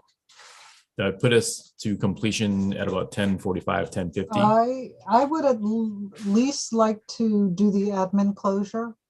Okay, so you want to do number 12. Yeah, number 13 is not time sensitive. Okay, so why don't we all agree, folks are kind of more fresh, to do number 12, and then 13 will push to the next meeting. Is that okay? Yeah. Okay. And does that require a vote or otherwise to push 13, Director Lee? No, you don't have to. You could do that by consensus. Okay. Is there any objections to pushing item 13 to the next meeting and to address item 12 tonight, which will take 10 minutes? Okay, I don't see any, not seeing or hearing any. By general consensus, we approve doing as I just described. Now, let's go to public comment, and I'm still on personal hotspot. It's connecting well, but I'm going to use my phone rather than share screen because it's going to be too slow. So let's see who else is on. I'm sorry, who is? I've allowed Charles Clark to speak. Charles Clark? Yes, can you hear me? Yes, thank you, Mr. Clark. Okay. Mr. Chairman, Madam Director, and members of the board, I have three things. The first one concerns the commendations that you did spend a good amount of time on, and I felt like you came up with a very good list of winners there. In the writing biz, they say that the writer has to kill his darlings sometimes, and I understood that process of winnowing that you went through to to really focus on the truly extraordinary performances, which, by the way, I thought you did locate. I would recommend that you put in the general considerations letter that you had mentioned writing that the fact that other members did not get commendations testifies to just how good the everyday performance of the department really is, which several of you adverted to several times. I think that's really a point well worth making in a letter like this. The second thing concerns the fear of violations of the controlled equipment ordinance. If you pay very close attention to the language in section 2.100 of the Berkeley Municipal Code, there are a couple paragraphs that would be really worth focusing on. You'll notice that the violation would really only occur if BPD were to use the equipment that has not yet been approved. So that event is not upon us yet, of course, because the approval would have to come after this 4 meetings timeline. So if you pay close attention to paragraphs 2.100.040 G1, the review process for previously acquired equipment, and 2.100.040 H2, the city council approval process, you'll see that the trigger for a violation, as that's defined in the law, is the use of the unapproved equipment. The third thing I'd say is about your subcommittee. Please consider two prongs of possible events. One, where mutual aid enters Berkeley and is made subject to the local ordinance. And two, and probably more disturbing, what if no mutual aid shows up, which I believe has been the case since the June 2020 tear gas ban. And I think that you should definitely condition your approach to the subject on, first, if there is mutual aid, and second, if there is no mutual aid, because that's a very active concern with equipment of the sort that we're talking about now. Thank you. Thank you. I don't see another member of the public with their hand raised. I think it's just Mr. Clark. Thank you, Mr. Clark. So proceeding on to closed session. Director Lee, can you please? Yes, close us in? can you please ask everybody to leave? Attendees to leave. I'm gonna stop recording, stop streaming.